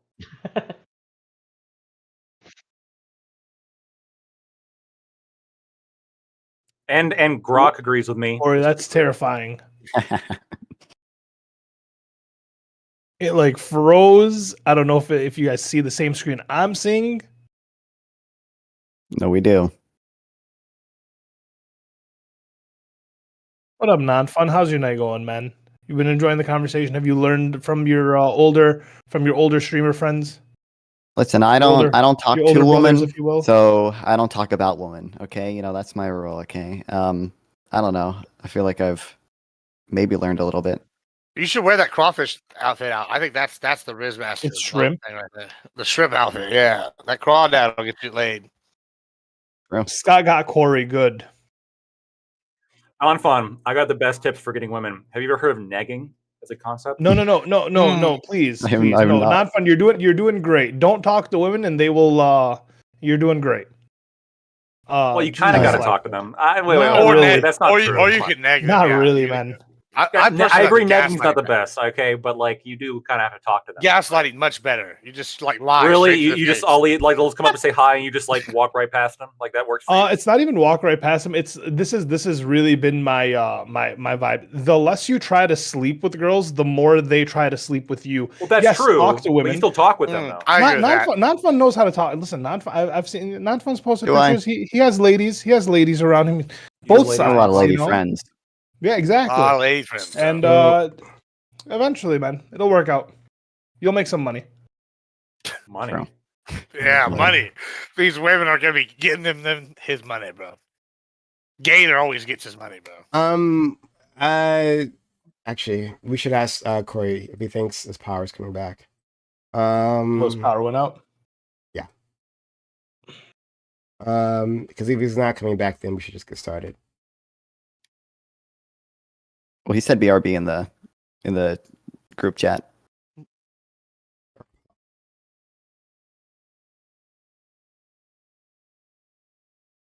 All right. So why don't we just get started any which way then? He'll catch up. Hopefully people can hear me. Because my audio has been in and out again. I think I'm gonna just have to reformat my computer. Hopefully that does it. I don't know what's going on. It's really, really unfortunate. Any case, sub to the channel, give bits and give subs in case you haven't done so already. We could really use your assistance. Okay, on to the topic at hand. Test. Can people hear me now? Oh, you heard Prime for one line there. Okay. All right. So, it just sucks. My audio. Hold on. Let me do it this way. Let me try to add another. Is there just audio like no device. explanation for it? It's just not working. You guys can hear me. Yeah. And just my stream, it just cuts in and out. So Frozen Knight says they can hear me now. All right, so we are going to get started with the topic. All right, so Corey says don't wait for him. So we'll just get started while we wait. All right. So topic for tonight: Texas has become the seventh state to ban lab-grown meat. This is part of a nationwide effort centered on red states to suppress this new product. According to its supporters, lab-grown meat has the potential to revolutionize the agricultural business with the adoption of a sustainable, cruelty-free alternative. Its detractors claim that it's unsafe and a threat to a critical portion of the American economy. Do you support the ban? Should government be stepping in to stifle this market before it even begins? Do you think lab-grown meat is safe? Should it even matter if it is or isn't when concerning a ban? And shout out to my man Ali for sending me this article. So yeah, it's pretty straightforward. Texas banning lab-grown meat. And it is like there's not much of it that exists out there, right? It's not like we've established some level of danger. Maybe other people will disagree with this, but we haven't established some sort of danger, and then now this is state regulators responding to that. This is a sub industry that's just trying to get its legs under itself. But bans are coming down, and they're coming down hard. Now, I might actually agree overall with bans if it's unsafe, right? If it's indeed unsafe, then that's the case. But it doesn't. I don't know if that's actually necessarily being demonstrated, and I'm not sure it's being demonstrated for the lawmakers. I think they might be responding to other reasons, other concerns when banning these, and maybe those are valid concerns. Yeah, I just wanted to explore this whole idea with lab-grown meat. So start with lactoid, work our way around. My position is pretty straightforward. I think the banning of lab-grown meat is really bad. You should be allowed to have it. It's free market, baby. Like classic example of free market. You're telling me that I can't grow meat in my basement because some fucking rancher wants to have a cow? Look, you can have your cow. I can have my lab-grown meat. Sorry. Okay. Non-fon, excuse me. Look, I've always said, okay, your real enemy. It's not the billionaires, it's the fucking farmers, bro. Okay, they say billionaires don't pay taxes. Guess who has the highest non-compliance rate with taxes, okay? It's the fucking farmers. Everyone complains about all the subsidies Elon Musk gets. Okay, you know who gets more? The fucking farmers, dude, okay? Like, in all seriousness, I've not seen any evidence that lab-grown meat is harmful. It's, like, chemically identical to real meat, so there's not good reason to believe that it would necessarily be harmful. But we know that animal agriculture is just like really harmful, at the very least for the animals that are involved in it. And I don't think, you don't got to go full non-fawn vegan shrimp welfare project to recognize that factory farming causes a lot of suffering, and lab-grown meat offers, is somewhat of an off-road from that. And I do want to say, over on my stream, okay, are doing a fundraiser. Okay, whenever we talk about animal welfare stuff, I like to fundraise. So we're doing a fundraiser for FarmKind. They're a good charity that tries to reduce the amount of suffering in factory farms. Already raised $60 so far. So, hell yeah. All right. Thank you so much. If we raise 20 more, I'll put the shrimp costume on. There's an incentive. Well, there you go. Admiral Gibbs. Oh yeah, great segue there with the shrimp welfare guy. I'm debating the shrimp welfare guy, one of the founders people, I think on Saturday is what I was told. So yeah, that'll be fun. Good, thank you for that nice tee up to me there. But yeah, this shit's evil. This is the left. Once again, Lactoid, don't be bamboozled. I know you want it to be the free market. This is that baby back bullshit that Alex Jones was talking about. They want to sell us some soulless gobbledygook and tell you it's good for you. Bro, it's got rates traced to higher cancer. It gets infected all the time. People go, why can't we do it like we do with yeast in these bioreactors? Doesn't work that way, fam. These are fucking proteins and beef. It's like the meat. It sells. It's not the same as yeast. It's bad. It's all bad. And secondly, listen, y'all, the vegans, it is sad when you kill a soul animal. But guess what? I want my meat to have a soul. Like, I want the soul in there. I know it's of the earth. I know it's good. I don't know. What happens when the government comes and they decide, oh, well, we're going to ban all the farmers. We're going to ban all the ranchers. We're going to only let you eat this lab-grown corpse starch. Oh, that's going to be good for you, bro. And, suddenly, now you're eating this bullshit and you're dying. That's the future. You want to be eating the bugs and the fucking corpse starch. I hope you're ready for that future. And finally, the people that have talked so far, they've said the farmers. Guess what? The farmers don't grow meat, fam. That's the ranchers. The ranchers grow the meat. There's no fucking farms that are growing these. It's a misnomer. It's bad. You just can't trust them if they're using that as an ag term. Can't trust them. They don't know what they're talking about. Okay. Ollie. For once, Gibbsy, I agree with every fucking thing you just said. I'm not eating your fucking government science-grown meat slop. Go fuck yourselves. This is America. Right? I want my cattle. I want you to raise the cattle. Okay. I'm all listen, don't ban it. I don't care if you actually want to grow it. But the issue is the way this fucking government works is they go, hey, we're just gonna try to, implement. Well, actually, thank God our government's banning this shit. Maybe the Republican states have some things right. But the way it works is when they introduce this shit, they go, hey, we're just going to introduce it. And then somehow it becomes implemented. And then then the fucking vegans, we're letting the vegans win. And then they get on their moral fucking high ground. And then they start infiltrating the government like the terrorists they fucking are. And they start going, hey, listen, it's bad that you're eating regular meat. You should at least supplement half of your diet with fucking lab-grown meat. Then it gets implemented in the schools, right? Right, Lactoid? It starts with the schools, with the kids. They start teaching the kids this fucking bullshit. That you can grow your meat at home. The big bad government wants to stop you from growing. Listen, fuck this shit. Let's get into the topic. But all I'm saying is no. Fucking no. If you want good meat, just get halal and call it a fucking day. Sharia solves all of this. I keep telling you guys. I thought at first that Gibbs was making the case against real meat. Talking about linked to higher cancer rates and deleterious health effects, the things you were talking processed about. foods aren't linked. That's to what they say about real meat.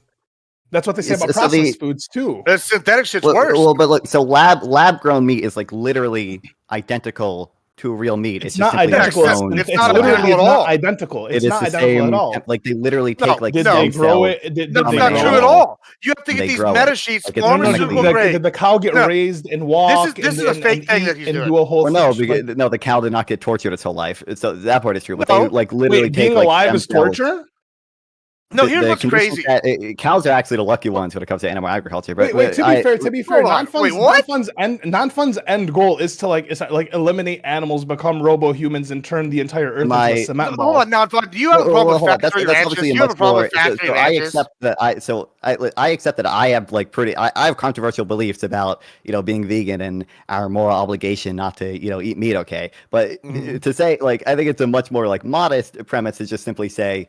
It's just a good thing to at least sometimes supplement, lab grown. But it's not a good thing. You don't have to have lab grown. You just have vegetables. Let me give you the two biggest pros. For this, right? The two biggest pros for this are one, it's greenhouse efficiency, right? And two, it's idea that it's going to save the animals, right? Or we're going to at least give an alternative. That's an argument, right? Okay, and maybe space exploration. I'll maybe give it a pass for space exploration, but.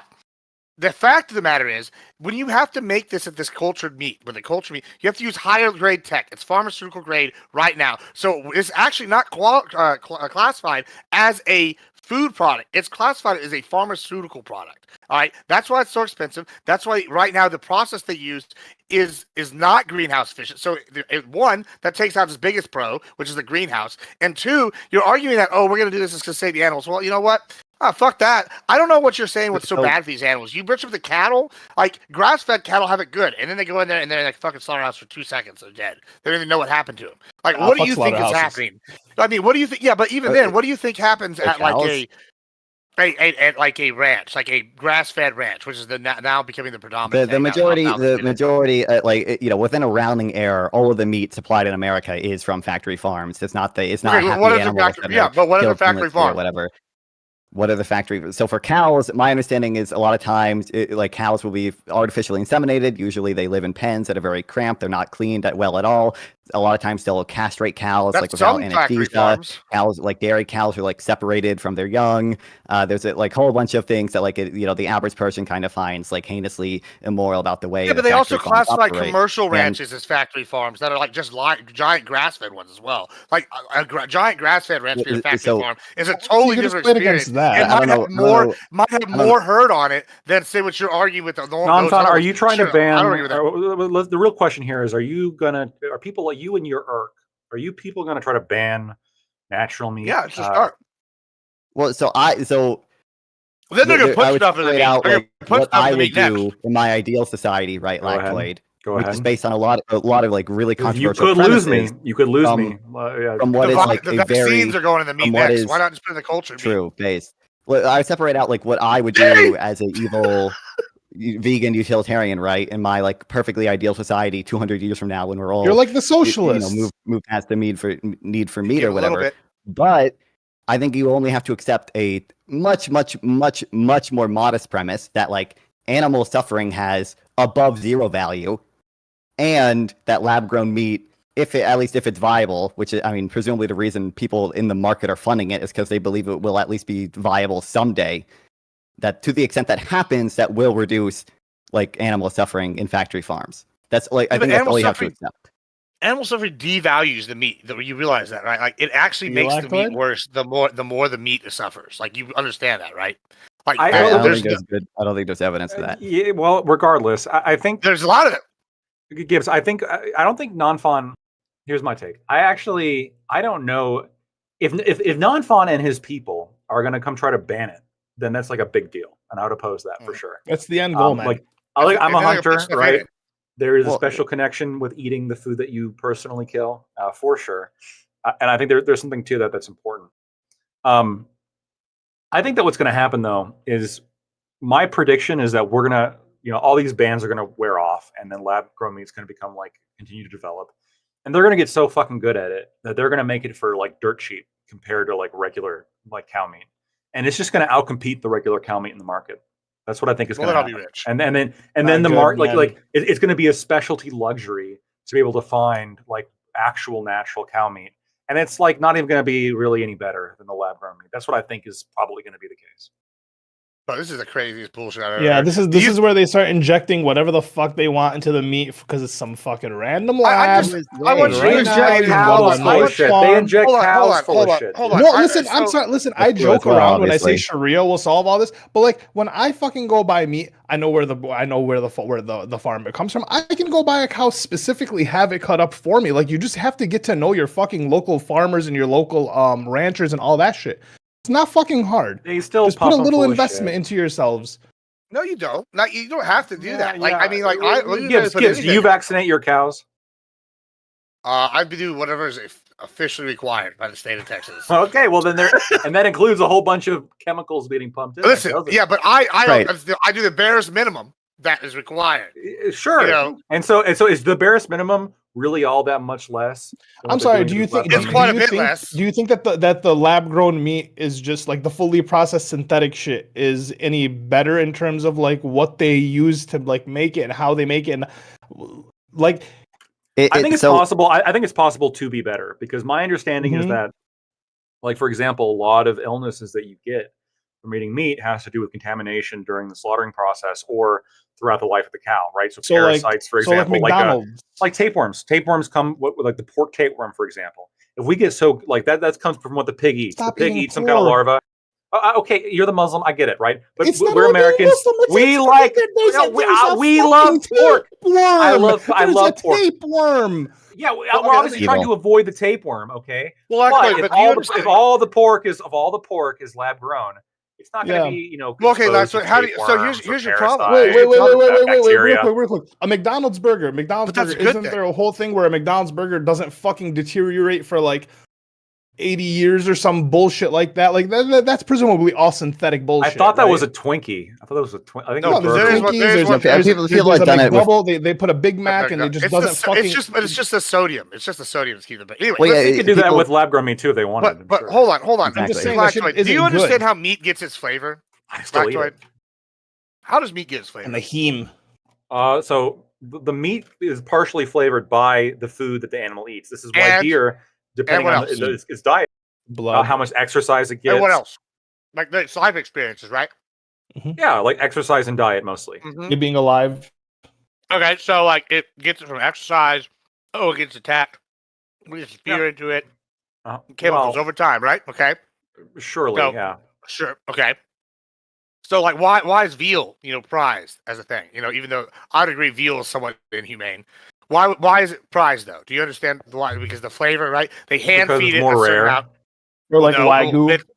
Yeah, Kobe. so veal is one, they hand feed it. Two, it's not allowed to move. Three, it's the age of the calf, so it's tender, young, all this thing. It has a certain flavor, right? Sure. Here's the thing: you're not going to be able to recreate that in a lab. Why not? In a Why not? Why Why not? would not? you be able to do? How are you going to feed you it? Like, are. okay, how am I Couldn't going you, to feed couldn't it? you actually have Idaho more red- control?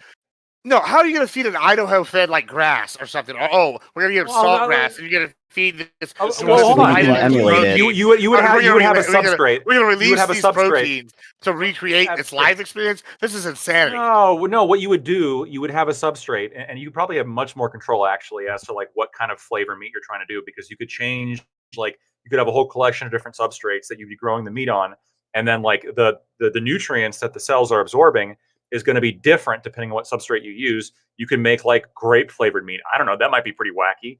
You could do all sorts of cool shit. And on top of that, Does like that sound You do good? that now. Does It's called sound- flavoring okay, the meat. yeah, that sounds You can pretty just- gross. you can just season the meat Grape that you're was probably eating a bad now. example. Bro, I this is understand why grape they- was probably this a is bad why- example, but I this is like how the idea. Starbucks No, is it's gonna really market not. their They make fucking bacon. spice They sauce. make meat. bacon jam and jelly that you can add right to your fucking steak, and it's like you can use a grape jelly if you want with a little bit of bacon and add it right to your steak. You You can can make do grape- this. you It's can called make grape and season bacon your jelly. steak, That's Okay, that's so you different than guys like are having both- the meat actually be a different flavor. bro. Like you're telling me Wait, you want to like that once again. That's The why ultimate goal you're here arguing is- for more the government ultimate control. goal You here really is are to arguing ban- for the social- No. ultimate goal Vapes here- replace the ultimate- tobacco. Lab grown meat's going to replace Let- the cows. It's just. I'm let- sorry. It's let's inevitable. go- Yeah, and so hold on, so the ultimate goal is to like replace, and you're okay with that. Let's replace it with the science. I'm going I'm only okay with That's it what it is, if it's slop. if it's market driven. If the lab grown meat gets so like I think it's going to start out like a luxury product for No, like hardcore but it's vegans, already not. and then over market time driven. it's going to get super cheap. Sorry, hold on, But- sorry. but Black Twin- Before you do, sorry, we Like, gotta let some other people in. We're gonna let Corey in and then non-fun.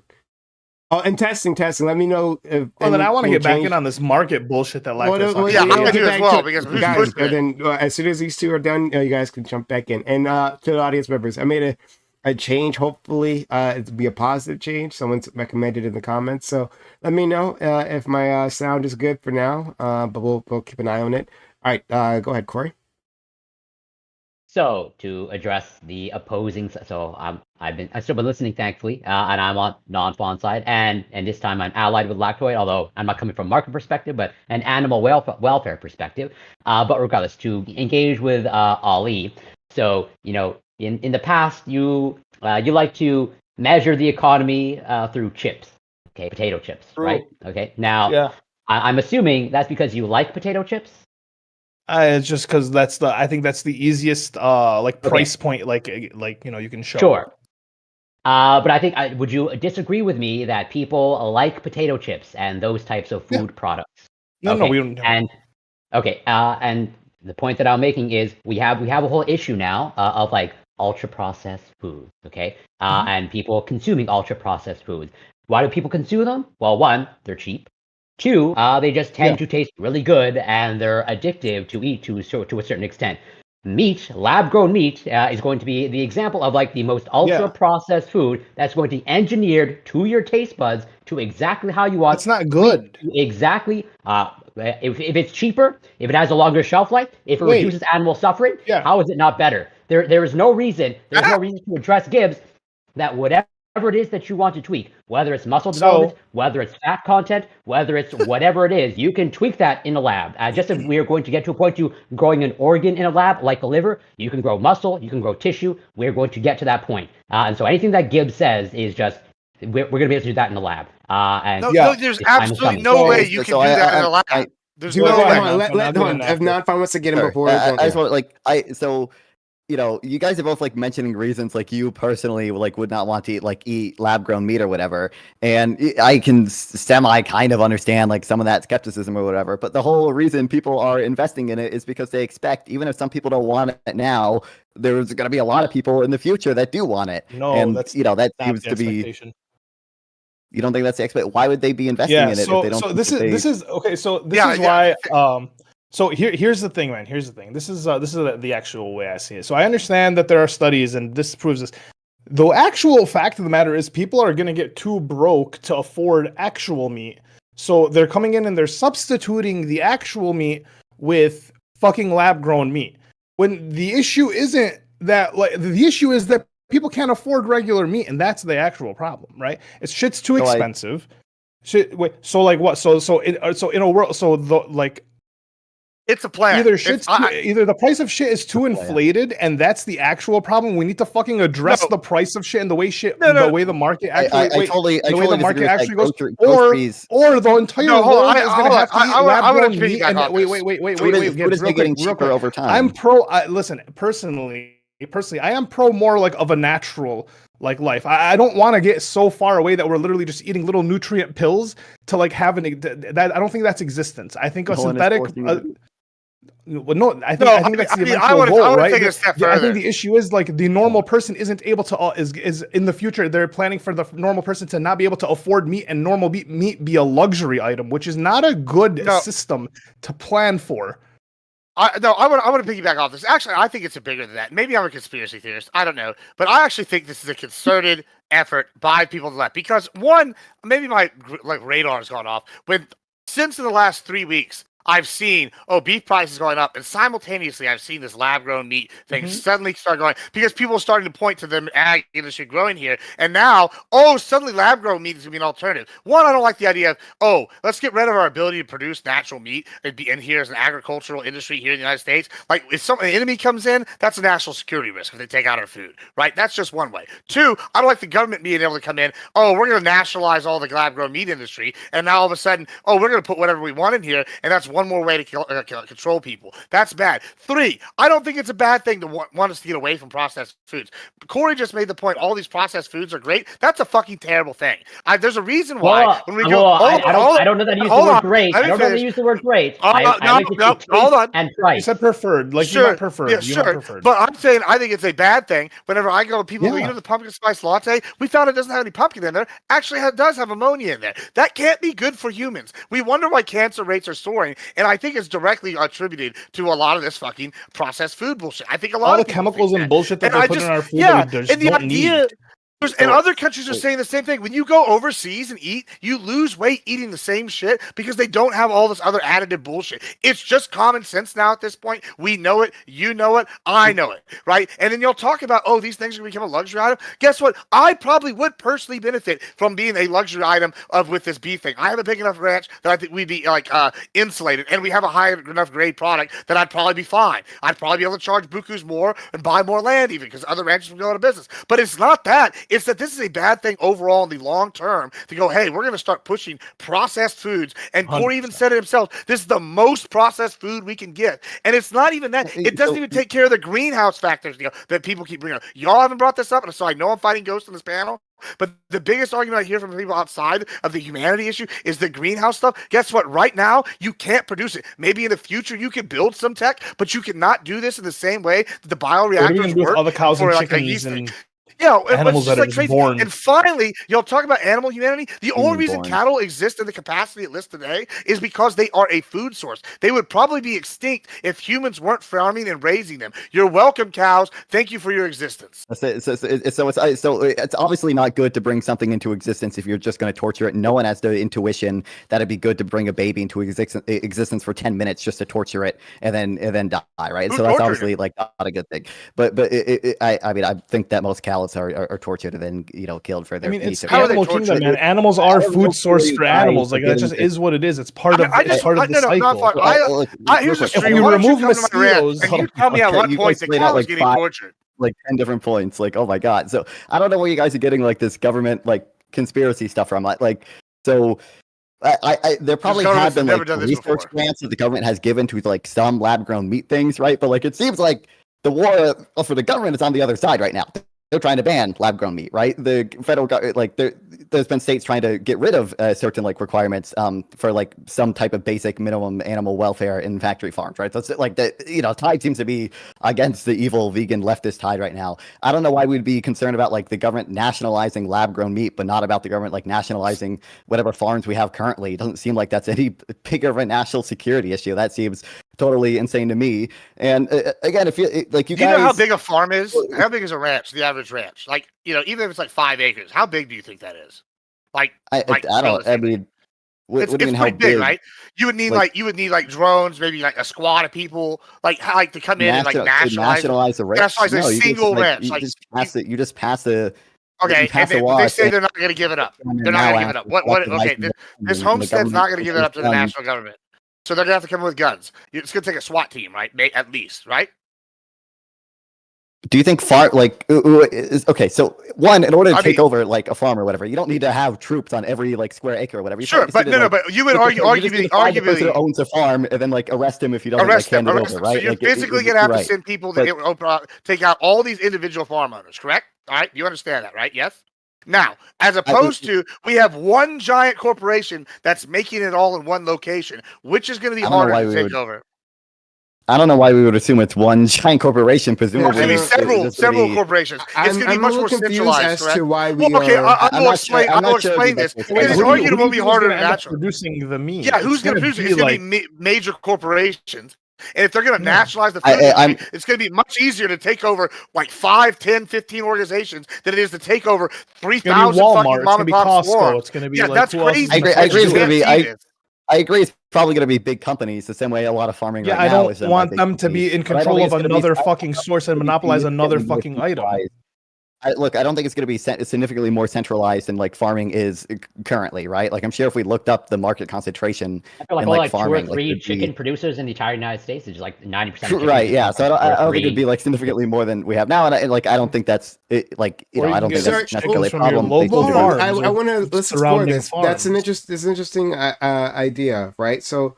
Corey and to Lactoid, right? I don't know what Lactoid's eating. Here's having a good time. Something processed, ultra processed. Something ultra processed, ultra processed, like a real fucking American. But there's 700,000 they're engineered to get lab grown. That's a ton of chemically identical to real meat. You can call it processed, but the end result is chemically identical. At least 27% of the land in the United States is covered by ranches. I like the idea that they can just move in and take this individually. Is totally outrageous. I want to get more people to answer your previous question. All right, so to Lactoid and to Corey, I think what, and maybe you guys can disagree, but I think what Ali and Gibbs said is at least reasonable to say that if not only we allow lab-grown meat, but also there's a massive market shift and it becomes the dominant player, right? That we'd be centralizing our food supply, like radically so. Centralizing our food supply because they're not going to be mom and pop like lab grown meat, right? Like this is like a gigantic corporation. Only they could bring the resources to bear to actually make this happen. So are you okay with that being a possibility? Of course, this relies on lab grown meat taking over the market, but if that scenario were to pass, would you think that it would leave the U.S. in a better position after that consolidation? Well, I would say so. There's multiple things there. I would sort of reject the notion, from what I understand now in terms of the current food climate in the United States and North America, is like pretty much like the vast majority of food just coming from, it's all either can trace back to like, Kraft or Nestle, who just go down the chain at some point. It all just boils down to Kraft or Nestle or some other handful of companies. But to the point of like, well, if we have lab grown meat, and therefore it all just becomes central, just one giant company. If market Let's say forces, three. Let's say three. Sure, if market forces result in that outcome, on principle, I'm not inherently against that. But what I would say is, this is tied to another argument of like, well, since I'm against intellectual property, okay, I think that would incentivize other companies to develop their own lab-grown meat, or that will lower the barrier, because if it becomes patented technology, which it will for the development, then like yes, some companies going to have a 20-year or 30-year monopoly on the lab-grown environment. But if you don't have that intellectual property, then players can come in pretty quickly. But it is a concern. But if market forces all that outcome, I'm not against. Corey, you stated something totally wrong though. Here, and specifically with beef, we have over 700,000 individual farms in the United States. 80% of those are owned by individual families, right? With over less than 1,000 head of cattle. So when you're talking about the beef industry specifically, you're just wrong about this, and that's why this is such a dangerous thing. I didn't say I said the food things. climate in general. Chicken. Hold on. I want to get Lactoid in. I want to get Lactoid in to answer that question, and then bring in everyone else. Yeah, the patent thing is interesting. Like, I guess like it's a little bit scary. Like you've got one company that then patents the process for like doing it, and then they just like control it, like the entire meat supply. I think this is like again a problem with sort of the patent process and intellectual property law that we have in America. So maybe that's like a fair reason to like be skeptical. But the solution to that is obviously to like not, hey, don't let the government regulate people like new players trying to enter the market. But arguably that's what's happening right now because they're trying to regulate lab-grown meat out of the market. So hold on, let's move away from the patent thing for a second, right? Let's assume that there are multiple ways to do this, right? That can pass, patent muster or whatever, right? That like it's that patents aren't the limiting factor. It's money, right? Capital investment into the process of like creating lab-grown meat at scale to the point that's economical, right? If that's the limiting factor, let's say there's like 3 players left, like Lactoid. Would that be okay with you? Yeah, it'd be fine with me. I mean, we've seen this happen with retail. Like Amazon has taken over like the shipping industry in America for the most part.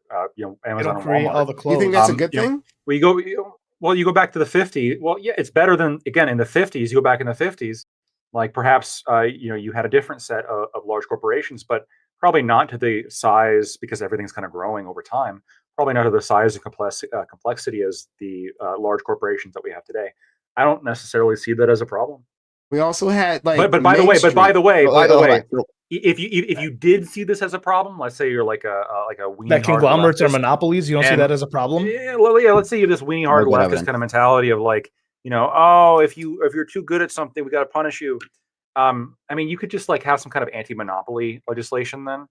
To prevent like the entire we do. So it seems odd to me that this and it doesn't work because it seems like 6 companies own fucking everything and have a monopoly on everything.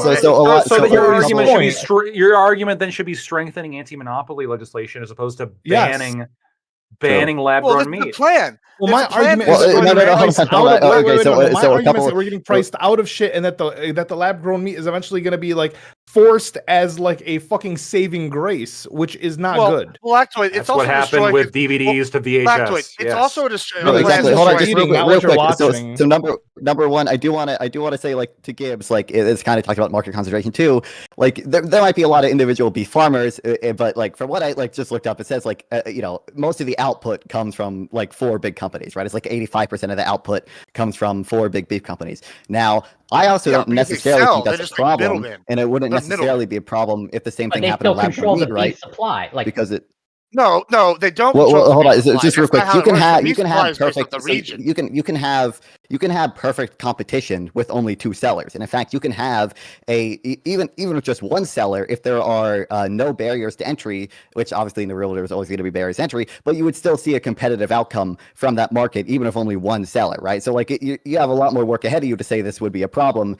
Than just saying like, 85% of the beef or whatever is controlled by Not a 4 companies. necessity, like But- food. That doesn't. No, but You don't this see is the problem. competition. Wait, you don't see competition with necessities. Even if I granted like this to Gibbs or whatever, like you're saying like it's gonna make it like slightly harder to nationalize the beef industry if we keep the beef industry we have now. Like to me that's just like a trivial benefit compared to what I view as like a pretty heinous practice that I think most people have the moral intuition that the practices that go on beef farms. That's I crazy. don't have any moral intuition against it. Are pretty bad. The idea that it's trivial that the whole government could be in control of our food supply. Oh yeah, that sounds great. That's real good. Trivially easier, That's right? libertarian right there.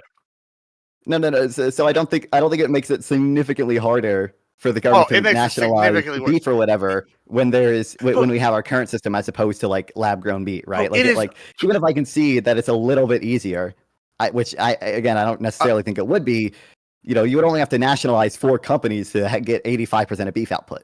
So like that's just not a. That doesn't seem like a big that's problem not true at all. No, wait. Because the farmers would have to wait after nationalization. The farmers or the ranchers would then have to agree to sell to those corporations, which I would assume most ranchers wouldn't do. Wait, hold on. No, what do you mean? No. Obviously, they don't own. Wait. These 4 companies don't own. Wait. They don't own the land. These companies don't own the ranches. Hold on. The U.S. government.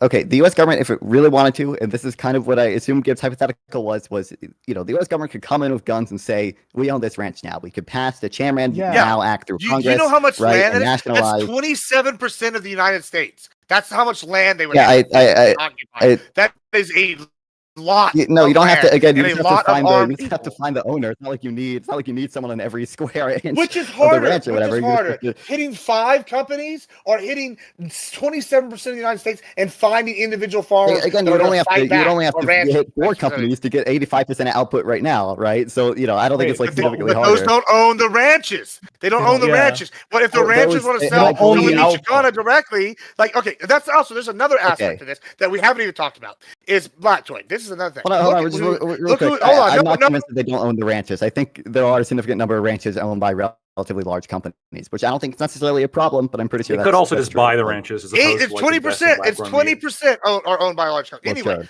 here's the kicker, right? They have a convoy nationalized. Look who is behind this push and who's investing and who's pushing. It's crazy. Probably a bunch of vegans. Which are also leftist, liberal, it is beta cucks. Yeah. They're all because they're vegans, not because it's like inherently leftist.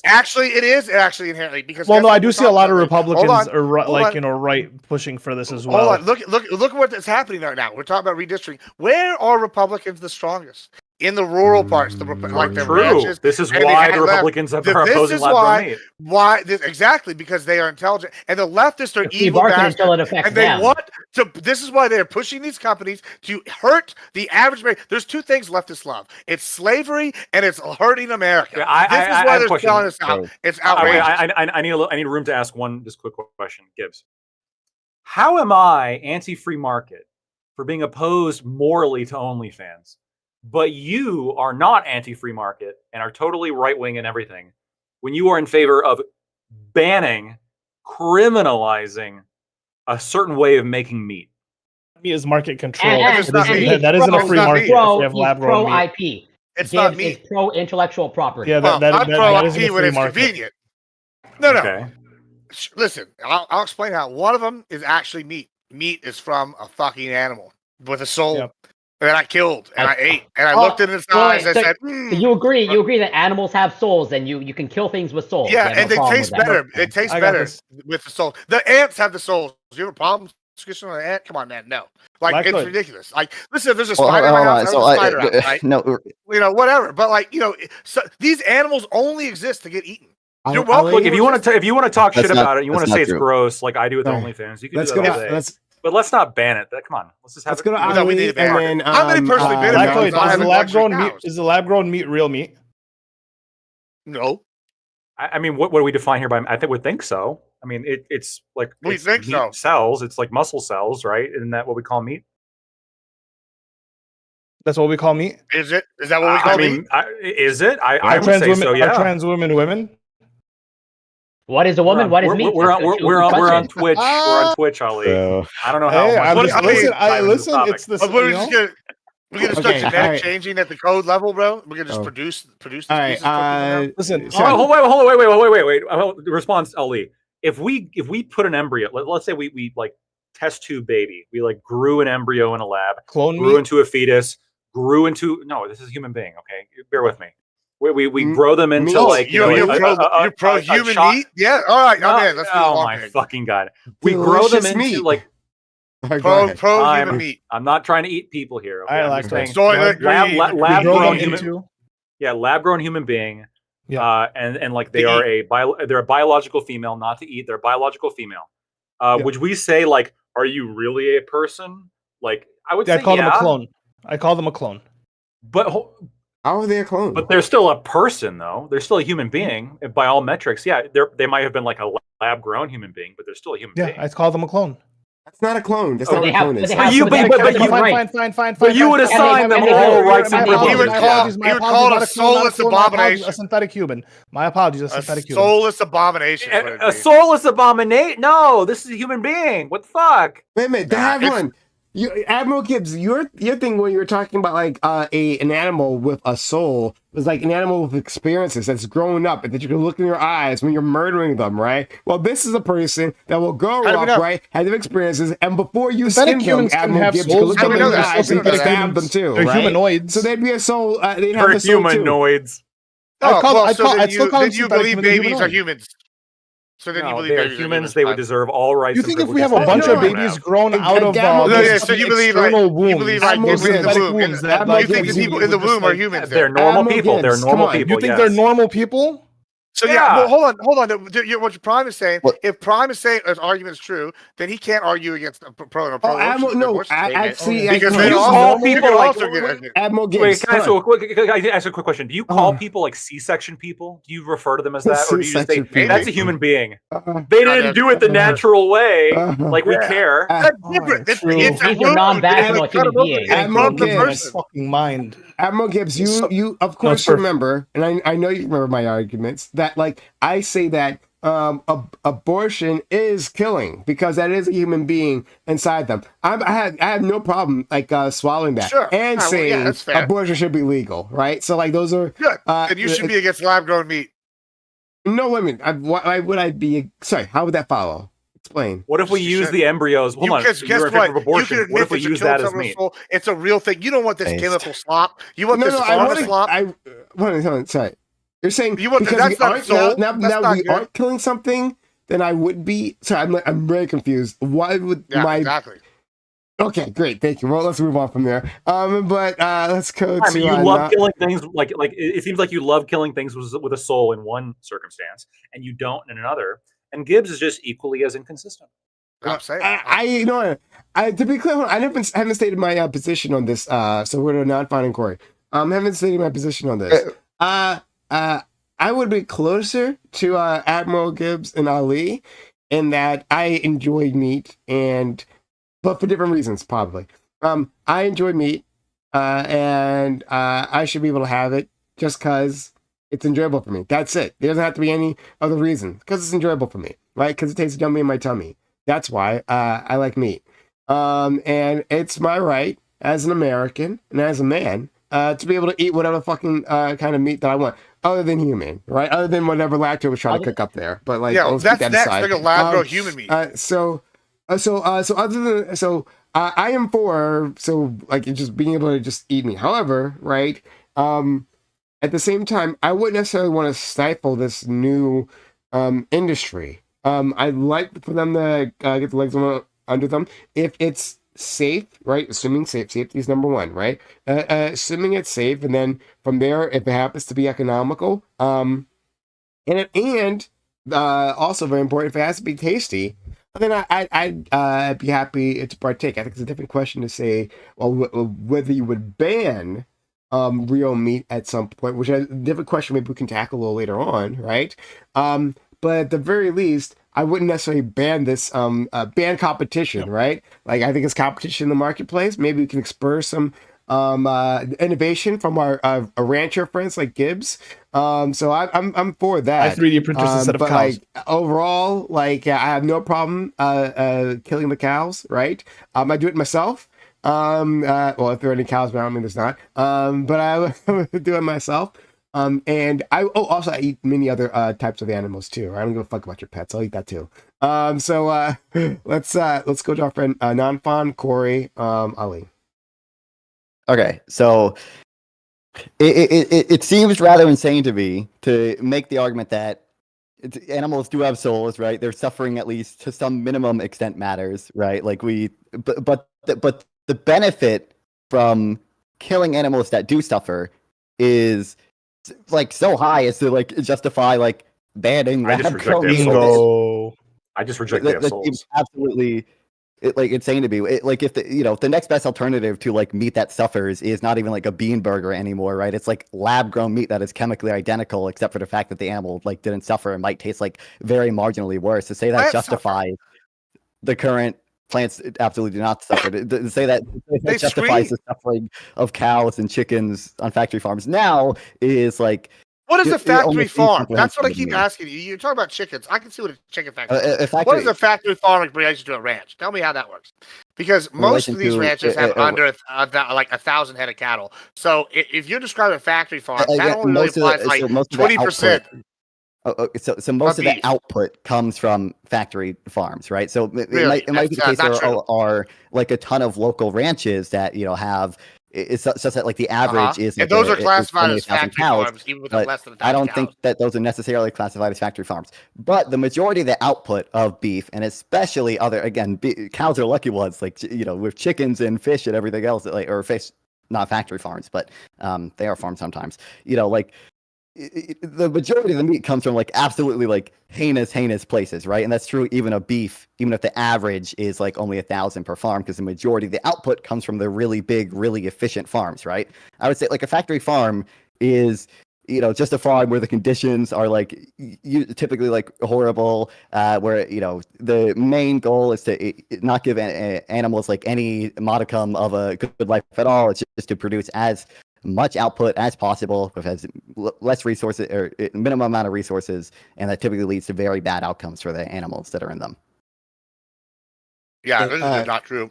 Corey, and then Ali. Maybe that's not true. Hold on, Gibbs, do you deny that like a lot of cows, for example, are subject to castration? 80% of the beef in the United States comes from the smaller farmers. Then, so like you're arguing about 20% of ranches. I don't know. And what are you counting as smaller farmers? I don't. I'm think saying that's anybody. pretty- So when 20% are corporate owned, those are going to be your factory farmers. That's what you're talking about. That's 20% of ranches in the I'm United not States. convinced. And of that, 8 of those 700,000 that own like 27% of the land in the United States, most of those people that provide the beef for all of it, 80% in fact, own ranches with less than 1,000 head of cattle. So you're telling me when 80% of the cattle is coming from not factory farms, this is a real issue? No, all this is a leftist the source plot I have and is about backing to 75 get rid of American beef. That's what it is. Okay, so number one, like corporate ownership or like any of that stuff is not necessary to be a factory farm. Like you can be a locally owned and that's like, what I keep factory telling farm. you. What is a factory farm? And I did not include anything about corporate ownership in my definition. And so what I'm saying is when 80% of ranches have like less than 1,000 head, what are they classified I as already factory explained to farm? you. So the data I have suggests that most of the output of beef comes from factory farms, right? It might be the case that the average is only 1,000, but that's because there's a lot of very small farms that don't produce much output. Most of the output, the source I have says 75% of the output comes from what would be classified as factory farms. And I want to ask you like a few direct questions. Do you think it is moral that many cows, I don't know the exact percentage, have their testicles castrated simply by like tying rubber bands around their testicles until they like restrict blood flow enough so that they fall off? What percentage of cows are doing that? Have you been? I don't know the exact percentage. I'm just asking. I actually have done this. Like we go and we take a herd of cattle. So do you think that's a moral thing? No. Let's talk about this. We're going to talk about what's doing. I have never once in many years of ranching ever seen anybody do that, ever. And I know lots of ranchers. I've helped them castrate their cattle. I've done it myself. I've castrated cattle. We've taken them to the vet to do it. I have never once seen this. So I want you to show me direct proof, like where you can show me like where this is a commonplace thing. One, you don't do that. And for the reason, infection, it's going to cause stress on the cattle. It's going to be bad for the beef. Like, I don't know who's doing this. It might be these factory farms. It might be these factory farms we're talking about. Sure, but once again, 80% of beef in the United States is provided by farms that run less than 1,000 cattle, which is what the percentages are. As a rancher, I know for a fact. I can pull up different websites for proof. I posted these websites hundreds of times now in multiple group chats and in here and on my Discord. So, like, this is not even up for debate at this point. What the stats are. My definition of factory farm. And then yeah, and let's does not include anything about the number of cows you own, right? Like you could have 10 that cows. Is the exact problem with what you're describing. When they would describe what I own as a factory farm, despite having thousands of acres and having cattle roaming in multiple free pastures, that's a factory farm. But they're sitting there and they only see the slaughterhouse at the right when they get killed. It's not like they have any bad experience. In fact, they're protected by dogs from predators. I don't know the exact. Tell me, how is this cow's life bad? At what point? I just gave you one example. Wrong. He just doesn't know what he's talking about. Cows are the lucky ones, kids. Cows are the lucky ones. Hold on. I can listen to another. Hold on, just real quick. So we went the castration thing. That is a thing that does happen. I don't know the exact percentage of cows. Obviously, cows are like burned, right? Like we literally brand them. They get 3rd-degree burns. A lot of cows just die from freezing to death or overheating. When they're like kept outside. Usually, when cows leave a ranch and they're shipped to like feedlots, they're usually kept in like very, very small containers, right? They're fed a bunch of. It's not very good for them. They get them fat as fast as possible, right? Yeah, he already said it's not ranked off based off how many like cattle are there. Are you asking me? So I just said I just gave a definition: a farm that is like primarily concerned about getting the most amount of output for the least amount of resources, right? That does not give like any consideration. I own a factory farm. What do I consider a factory? I can't tell you exactly when like a grain of. I own a ranch and I'm and the whole point is to kill cows and sell them. Is that a factory farm? Right, but you have like open. So I want to consider, for example, there's like there's like cage-free like chickens and everything. So I'm responding to that.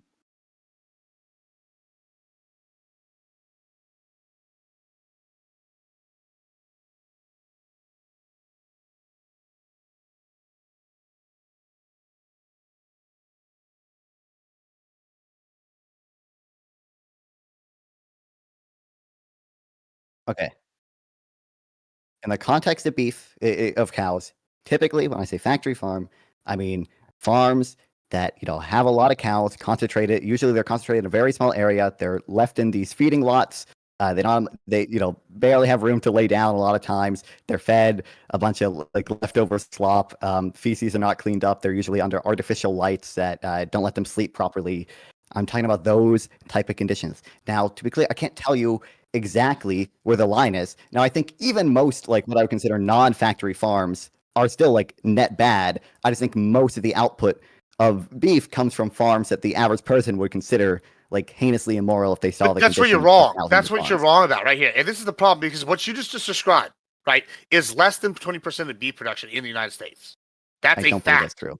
I don't care if you believe it. That's a fact, right? That's why I kept pressing you on what a factory farm is. Because by your earlier definition, before you started talking about laying down, by every metric, my ranch would be a fucking factory farm. Except I have over 1,000 acres, right? We have cattle. We have herds of hundreds in like some areas. We have herds of 30 in smaller ranch portions, right? They're all got plenty of room to roam. They're protected by dogs from predators. They have like coverages. They have their own ponds with running streams and filtration systems. They have little misters in some areas. Okay, these cows are living better than most hobos, all right? And so you're sitting here telling me, oh, when they're sitting here living this life, they're living in terrible conditions, even though we're maximizing our herd by trying to get them to produce the most beef per cow, right? We're trying to have heavier cows. We're trying to keep them healthy. We try not to give them too many vaccines and things, all these different things. I don't give them a lot of alfalfa cubes. We got all the things. They're taken care of. Pristine, right? Yeah, every ranch is a factory ranch. Every so single when you're ranch. describing this, every single one of these.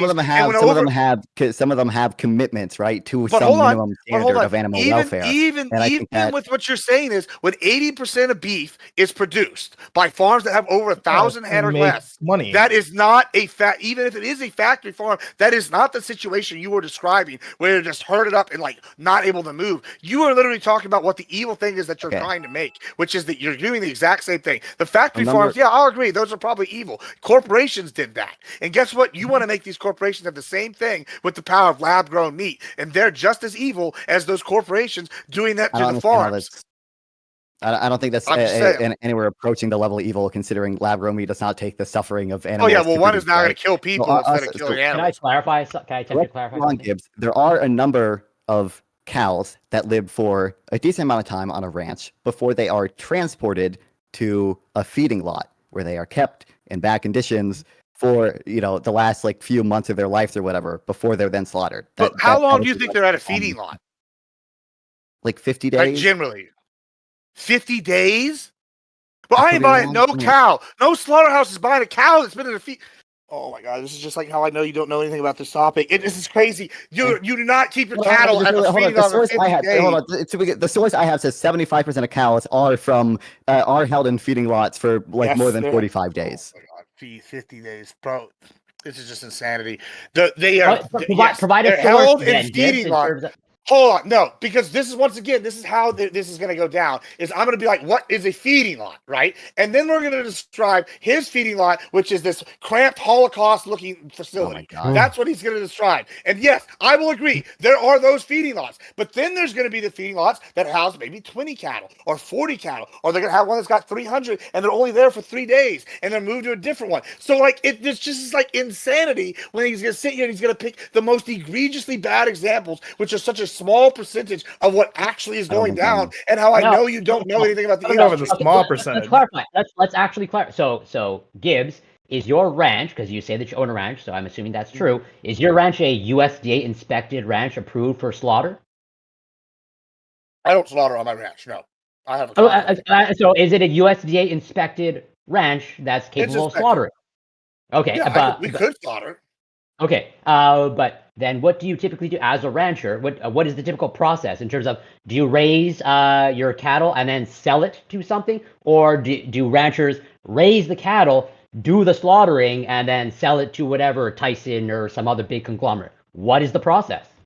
Well, it's both. I mean, so I personally, I have so you misframe it. You mischaracterize it. Like, you say ranchers do this, but most ranchers don't do most of the slaughtering. As in, they ranch. That's not what I'm saying at all. But hold on. That's not what I'm saying at all. You just don't understand the process either. Once again, okay, one, I have the slaughtering facility on my ranch. I can slaughter a cow if I need to, and easy peasy, sure. And I do for the family, for a personal use, sure, all the time.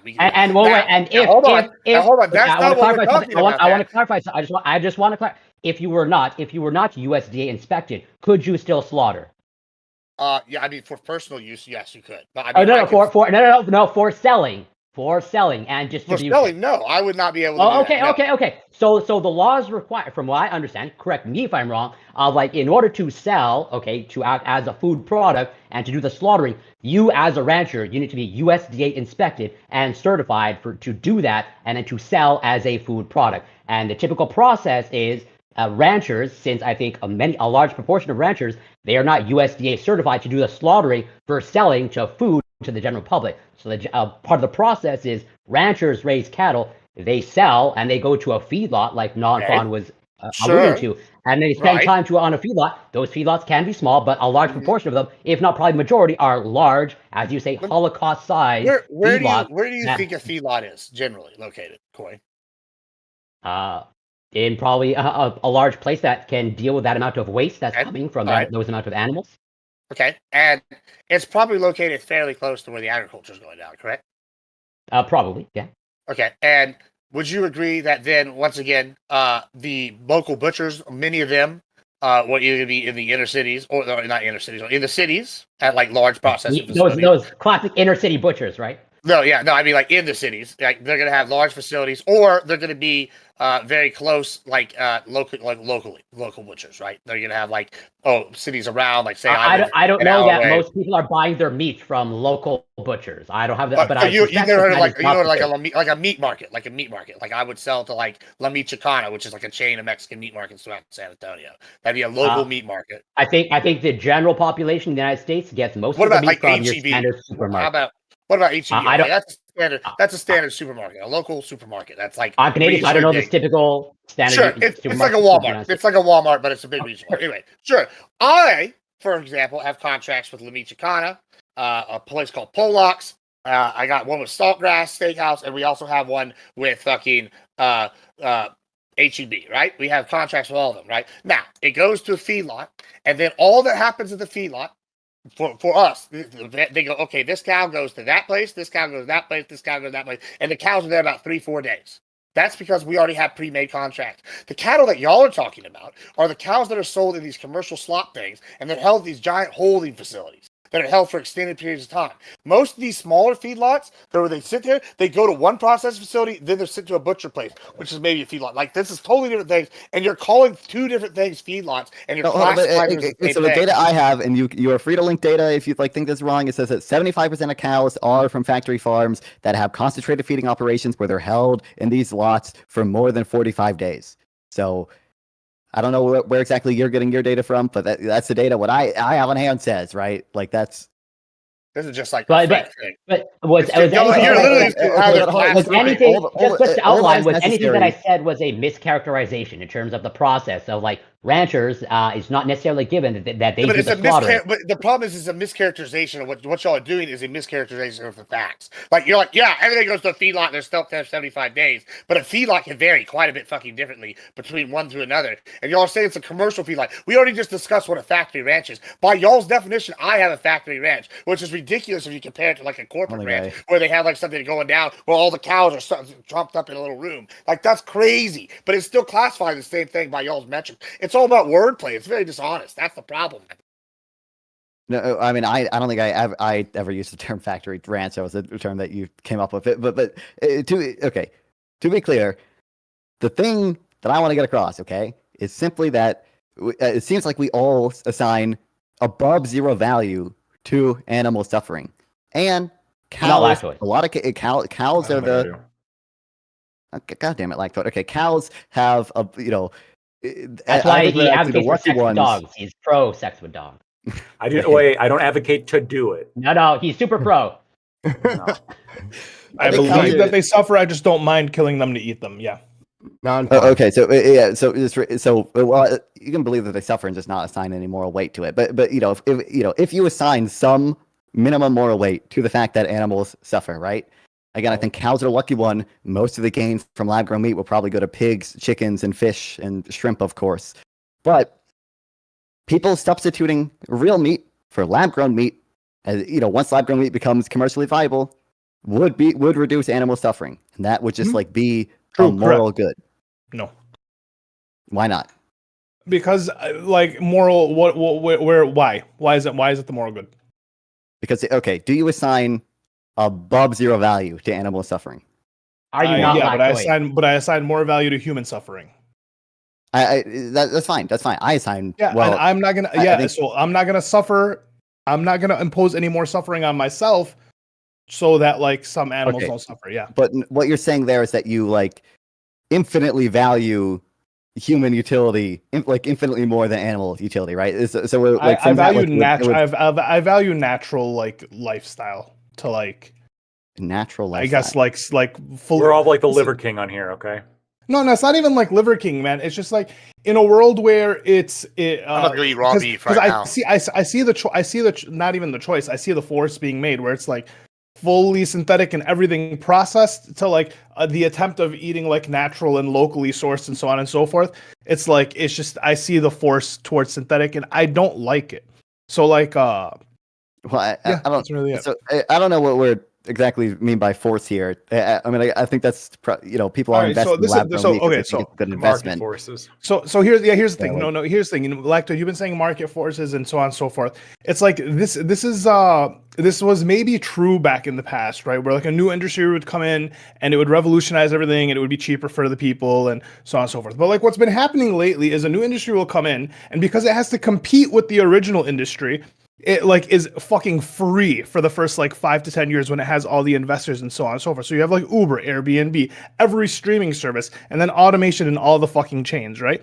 So like initially, yeah, things are a little bit cheaper because they have to compete with the with like Uber had to compete with cabs and Airbnb had to compete with hotels. But now, if you look at it, they're the same price. An Airbnb is the same price as a hotel, if not more expensive, because like now it has like a novelty to it. So that's the problem, like with this innovation. It does not take any account into like the unintended consequences, right? So like right now we're talking about lab grown meat.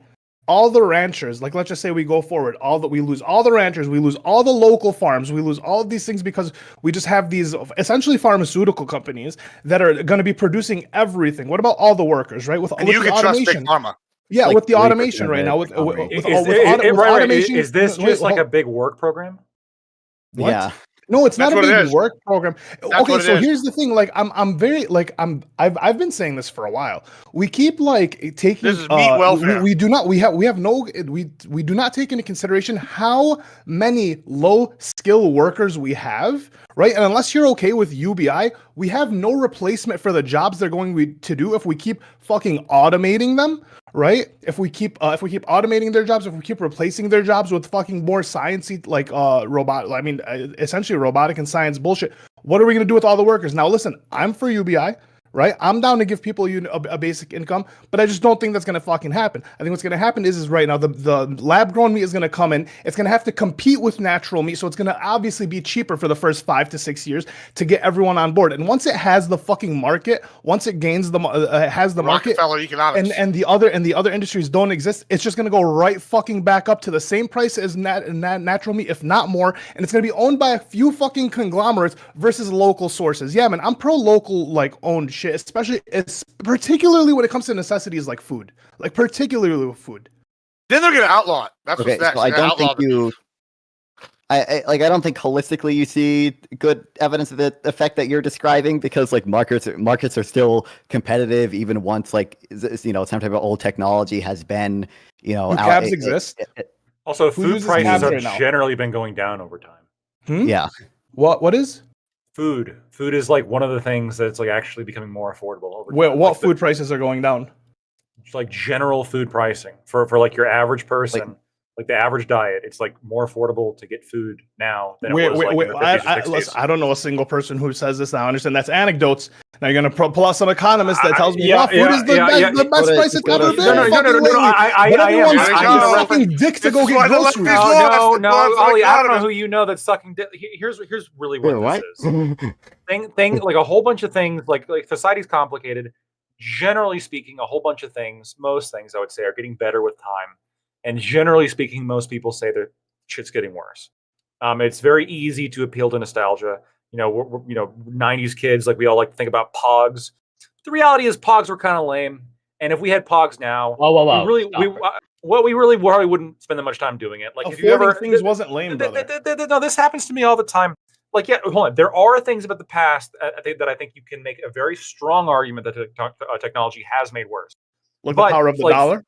No, like social media and like mood and depression, stuff like that. And I agree that like inflation, you're right, inflation's a thing. But if you look at like real personal income or real household income, that is income adjusted for inflation, it is generally going up. Like your average median real income is generally going up. And yes, like there are certain key categories that have where inflation's gone up a lot higher. No, there's. What do you think the cost of living is? Because real income accounts for inflation. So that cost of living, that's the inflation we're talking about. People just have more buying capacity than they used to. But there's a couple key asset classes where inflations tend to outpace wages. And people will hyperfixate on that, right? When eggs go up in price every couple of years, people hyperfixate on that. when housing, for example, housing's very expensive now. You're right. The price of housing has gone up faster than wages has. But that's not the case when it comes to food. That's not the case when it comes to electronics. Just say you want socialism. Because I don't want to ban. Hold on, you can't reference socialism when you're talking about just banning an industry. I have to point out here, like it's in direct competition to your industry. No, is there like maybe like a little bit of like self-serving, like McDoubles like $3.50. Subsidized beef. Wait a minute. Hold on. I can't let that stand. Right? My friend Gibbs, self-serving. Fucking never. Take that back, Lactoid. I would probably make more money because I have higher grade beef anyway. So I'd be like the new Texas Wagyu or whatever, some shit. You know, it'd be fine. But it'd be designer. Okay, beef. to be clear, farmers are already greedy fucks. Okay, with all the subsidies and trade protection that they get. Okay, fuck these farmers. They deserve that.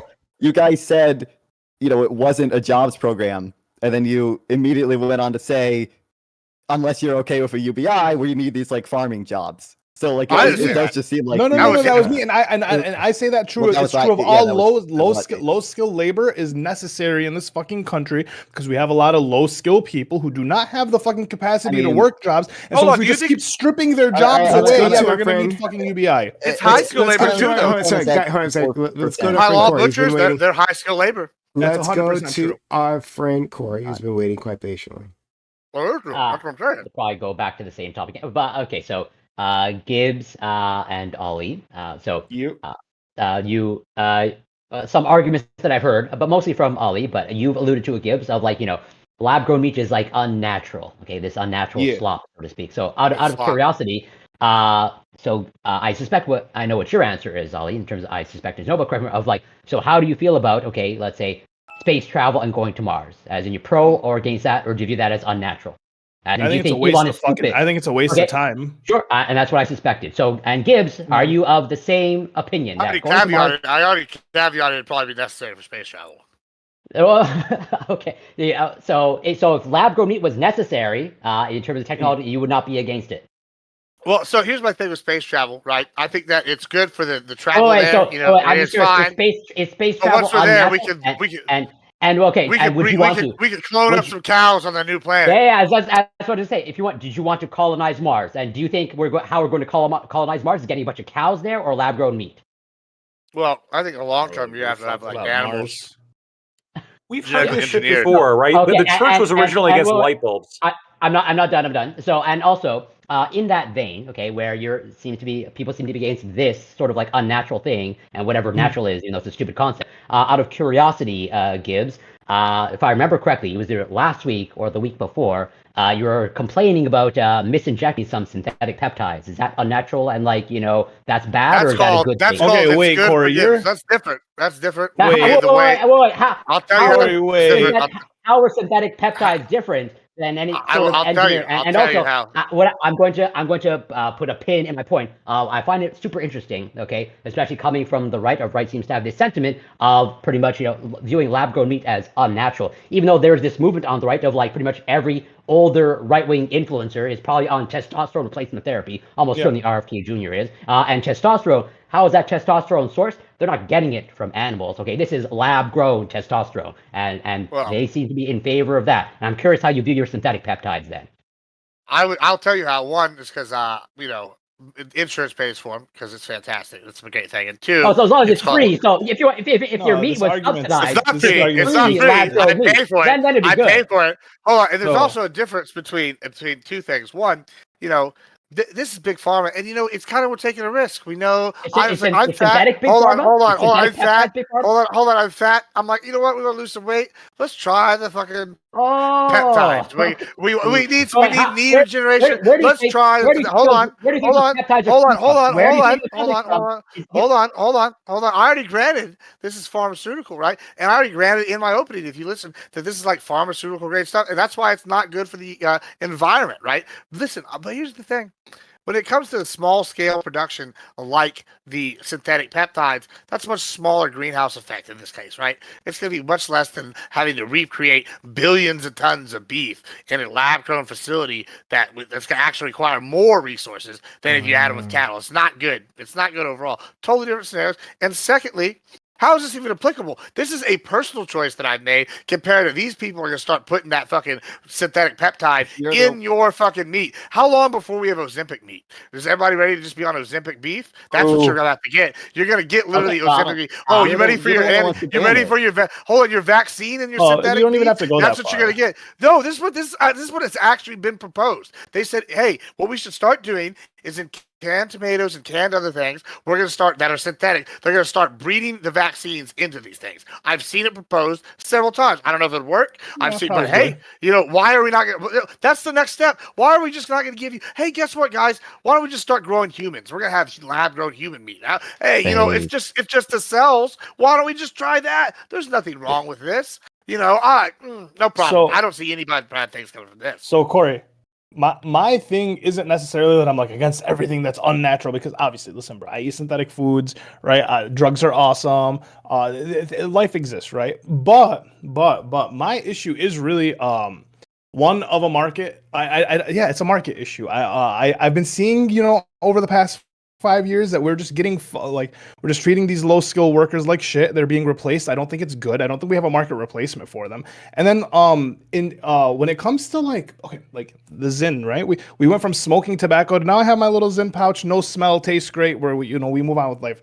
But when it comes to something like food, yeah, I don't want food to be monopolized by X amount of company, because what's going to happen is it's going to start off as cheap. It's going to take over the market. Then it's going to get right back to the fucking prices that are today, or at least comparable for whatever. Well, you can say no to that, but every fucking company that's come in and overtook the market has done that. Can you name one that hasn't? What's one company that's come in and made things cheaper and then didn't raise the prices? Streaming? Is it Uber? Is it Airbnb? What are these innovative companies that are coming in and overtaking? If I raise the price, Airbnbs used to be able to get Airbnbs for like fucking $20 a night in Miami. Right, it used to be able to get them because initially they operate at a loss because they have all the fucking investment up front because they're a startup, so they're trying to gain a market, so they get everyone hooked onto their product because it's so easy and convenient to use, and then over the course of the years they have to pay back their fucking investors, and now all the prices go up. Now the cost of Airbnbs are comparable, if not more expensive than what's called cabs to Ubers, cable to streaming services. It all starts off like this. So the innovation isn't going to remain cheap just for the sake of. You're Look at drug prices today. Number one. Well, I think that's mostly and that's not really because of. It's mostly because of patents, probably. But so, I think you're inferring that's due to price setting power when I don't think. No, I'm not saying it's like price setting power. I'm just saying that's what happens. It's not I can even say it's not up to these companies, right? It's not up to the companies that the price ends up matching with the original cost of whatever it is. It's not. I'm not saying it's anything malicious. I'm saying that's just what ends up happening is we don't end up keeping these cheap prices. I'm not going to attribute malicious to anything. No, but hold on. Look who's pushing it. It's all these lefties and their investors are pushing this, trying to replace the American beef industry, which also happens to vote Republican. Wow, what a coincidence. I think it's obviously dumb to allege some grand conspiracy there. Oh, you don't think so? I'm not scrapping intent. Hold on. Isn't a part of my all right, let me just ask this. Would it benefit the lefties more or less if all the agriculture people that were sitting there all of a sudden didn't have any money to contribute to campaigns and didn't fucking vote, or because they had to go move other places and move the districts where they had jobs, they're outnumbered? Would this or would this not help the left? I don't know. I don't know. It would because they do vote Republican, and they're gonna have to move to inner cities where they're gonna be outvoted. They vote Republicans, but I'm also sure, like I said, okay, farmers, greedy fucks. Okay, I'm sure that they lobbied the Democrats too to get farming subsidies as well. There's a reason the Democrats means nothing. True, but okay, so look, I think so to the extent that the price rises back to where it was or whatever. Which again, I don't think there's necessarily good evidence for that because the price of a lot of things has been going down, at least in real terms.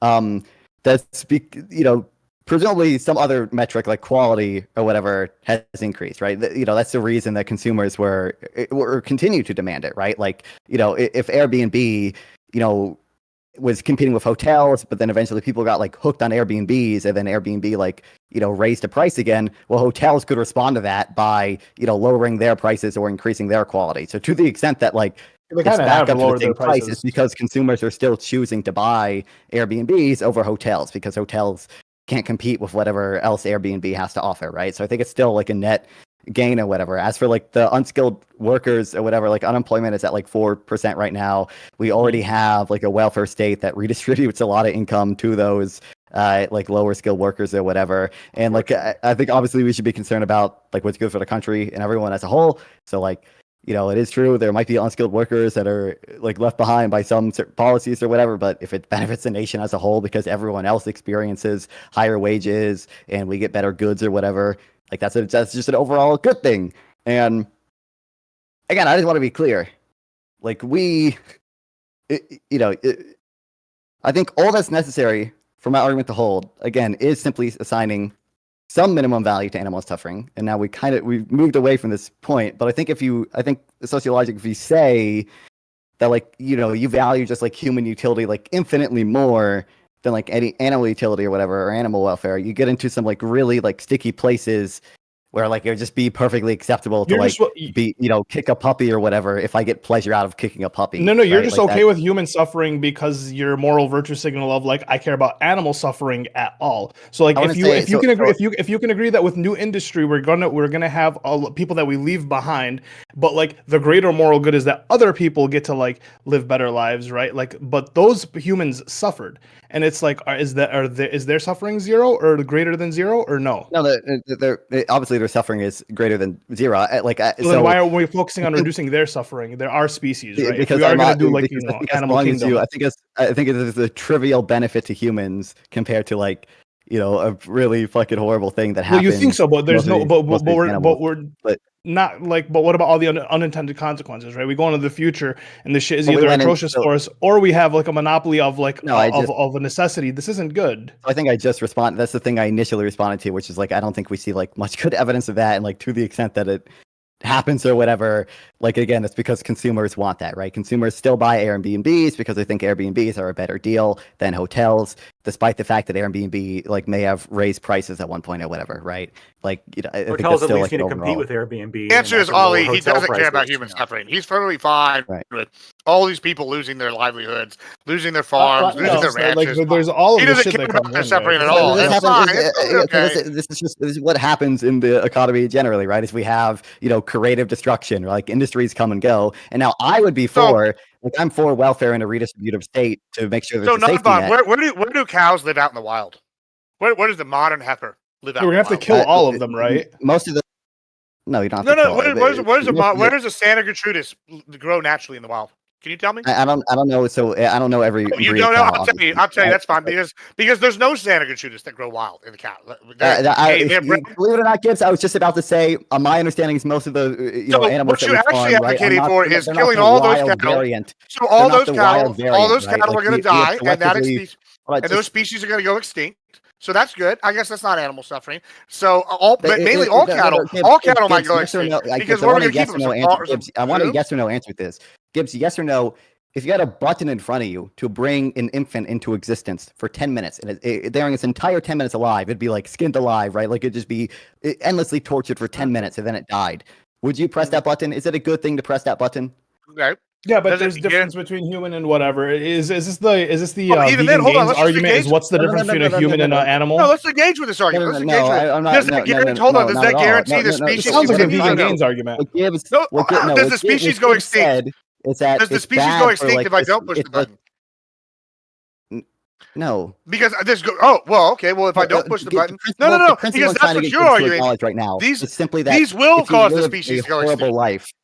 Hold on. The only principle I'm trying to get Gibbs to accept, which I think everyone intuitively accepts, unless they're like I don't accept the cattle does a horrible life. Is that if you live a horrible life, like that life is just like is not worth living, and it's not moral to bring that life into existence if it truly is like horrible. And we all in the example I gave, we just kill orphans. Hold on. If your species only live, hold on. If your only species, you don't think orphans live? I hold on. Let's examine what you're saying. If the species, no, don't let him run from this. If your species only exists because you're going to have something terrible happen to you, and you're going to cause this baby to have bad things, and your species only continues to exist, then you have a moral obligation to live that horrible life to continue your species. Why is there some intrinsic value? Because as an animal, your job is to survive and reproduce. That's not for argument. Isn't necessarily. Why is there there's no good reason to believe there's some intrinsic value to like species or whatever. At least certainly not more. Oh, so then we can just wipe them out in suffering. And there's no intrinsic. I don't know. There's no intrinsic value. There's no intrinsic value to existing. And why is there intrinsic value to their suffering, or to their non-suffering? What? Sorry, Brian. If there's no intrinsic value to the species living in general, then why is there intrinsic value to their non-suffering? Yeah. Say again. You cut out for a little bit. Yeah. Okay. Like 2 seconds. If there is no intrinsic value to the species itself, is there intrinsic? Why would there be intrinsic value to their lack of suffering? Well, because I think, and this is obviously more controversial than I think it's what is necessary for my argument. So I think what is intrinsically valuable, morally speaking, is suffering, any suffering, right? So like I hold that like 1 unit of suffering between a cow and 1 unit of suffering in a human is equal, right? Now I don't think you actually have to accept that to have the position that lab grown meat is good, even if you say that, like intrinsically, or even if you have like just some minimum extent. But let's just think your process out. What happens whenever lab grown meat overtakes normal beef? Right? We have all these cattle; they don't have any intrinsic value anymore. So what are we gonna do? We're gonna sell them cheaper. We're gonna send them to the slaughterhouse. Hold on, they're gonna go to the slaughterhouse, and they're gonna be in worse conditions than they were before because now we have to get rid of them quickly. And so they're going to be underfed and just butchered in horrible conditions at a massive rate and suffer more. And then the species is going to die off and go extinct. So what is they suffer just as much and then lost their species, if not more. So what is the benefit to this? Gibbs, if obviously like if you just like if you switched it to cows for like babies or whatever, the intuition would like totally flip, right? Like it's obviously good to do a one-time. Obviously better to do a one-time big kill off of babies than to have a infinite baby torture factory, right? Like you would rather. No, it continues to guarantee the species continues. So what is the justification for saying that not only do species have intrinsic value, but the intrinsic values that species have is greater than the intrinsic value that suffering has? I would rather, as a species, continue on and suffer than not have the chance to continue on at all. That's just basic science. Like that's the whole point of a species is to continue on living. So you can say that's the whole point of a species from like an evolutionary perspective. How much suffering makes your life worth living? So, like, I want to. Sorry, let's go to Corey. He's been waiting patiently, and then we're going to Ali. And then I'm sure Lactoid has something to say. I mean, we'll probably turn to this point, but I do want to attempt to address Ali's point or concern. I understand your concern in terms of the employment as technology advances, there's the potential for this unskilled labor to pretty much be phased out of the job market. But then I'm curious, so Netflix, let's say we currently have Netflix, we had it for a while. I'm assuming more or less, are you do you hate Netflix? Or are you a subscriber of Netflix? I'm extremely frustrated that they manipulated the market and now Netflix or Hulu or they're fucking expensive as shit, man. Yeah, but sure, but are you? Yeah, that's it. I don't hate it. No, obviously I use them. I use the service. Yeah. Okay. So, but then I don't expect you to recall, but if as a refresher, Netflix originally started as whatever DVDs through the mail and your classic red envelopes, and then they moved to streaming, and arguably Netflix was a major contributor to Blockbuster no longer existing. Should we have banned Netflix to conserve all the Blockbuster employees to make sure that I do think labor? I do think there's a difference between something luxuries or retail. Like Blockbuster isn't a necessity, right? I think food is a little bit different. So I think when it comes to banning things in the food realm, I think there should be a little bit more regulation. Sure, if market wants to overtake and Blockbuster fails, right? That's fine. But then all the movie theaters have failed too, and I don't think that's a good thing. I think everyone being at home and watching all their I've noticed something in going out. We went out to a city around here Sunday, and it just feels like no one goes out anymore, right? Because everything is at home. Right, there is no community. There is no there's no local community. There's no love for the local. So it's just I don't think this is a benefit. And then long term, I just see a bunch of abandoned buildings outside. I don't see a nice society. If everyone's just fucking in their houses, right? Like I don't see it as a not good in the future. I agree. I don't want to get to this technological, whatever, cyberpunk scenario of like we're all just stuck. I'm thinking more idiocracy. On. Sure, but I don't know for sure. But I don't think lab-grown meat is going to be like the domino that really leads to that outcome. I think it's. I think once we start, once people are okay with their necessities being like ultra processed and monopolized, and like we're okay with our necessities being like highly unnatural. I think that is that's the beginning of people kind of sitting at home and having slop tubes, and just like you have your AI TV, you have your slop tube, you have your comfy lazy boy, and like you never have to leave your house because like everything's just fucking at home, right? You're not working because you have UBI because everything's automated, so you don't have to work, right? This is the utopia we talk about, but ends up being idiocracy, I think. It's a movie. I don't know if you guys have or haven't watched the movie. So like, no, I know what you're referencing. Yeah. Like I don't that world sounds awful to me too. But again, that's unfortunately I think we're doing all these things in hopes of utopia. We're like, okay, listen, if we reduce like human labor, right? Like they don't have to fucking work as much. And actually, I would argue. Okay. I can maybe flip it around in terms of if we have lab-grown meat and it progresses, okay, to the point where it actually overtakes current meat practices. I would argue that given the excessive land use that animal agriculture overtakes, we'd have more green space to work with, and we could turn all that green space into actual parks to lure the people out of their houses to go play in these great parks that we'd have and all the green spaces. I mean, this is like this isn't malicious intent, but like the corporations don't want that. They just want you to be a consumer at home. Unfortunately, man, the people who push for like the third spaces in the parks and all that, they get called socialists or they get called anti, like whatever the fuck it is. So it's like the corporations who are I'm a socialist like Lactoid. Yeah, but so like once we start getting into that world, Lactoid's gonna be like, no, fuck that. I don't want my fucking just reduce the fucking taxes.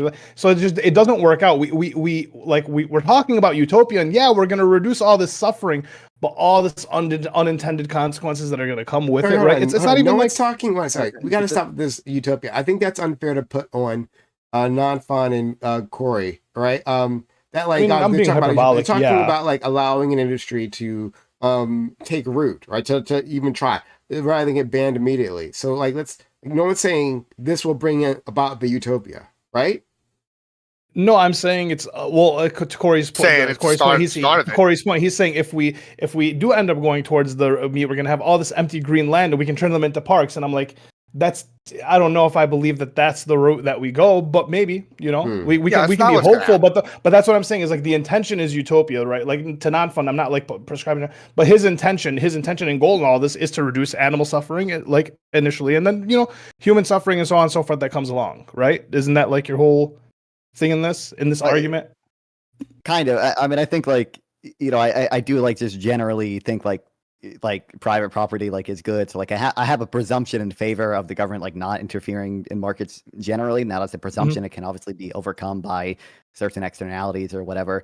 But like I think the thing that makes lab-grown meat specifically just like really good is that animal suffering is really bad. It's like one of the worst things humans do right now. And I think as long as you assign some minimum value to animal suffering, lab-grown meat is just like really good because it reduces it by quite a bit, hopefully. Let's go to our friend Lactoid. Ollie and Gibbs. Let's assume. Wait, I just have one more question for Non-Fun. Sweatshops. How do we feel about that? Is it like, are they? Because we said something about how much suffering before a human life or a life living isn't worth living, right? That was something along those lines, if I heard correctly. Well, I just said we all have an intuition that it would not be good to bring something into life if it lived like a truly horrible, like torturous life, right? And now people might draw the line at different places, but I think that is like obviously true that like lives that are like absolutely torturous and horrible are not worth living, and it's good to reduce those. All right, fair. Okay, go ahead, Lactoid. Sorry, you're good. I actually think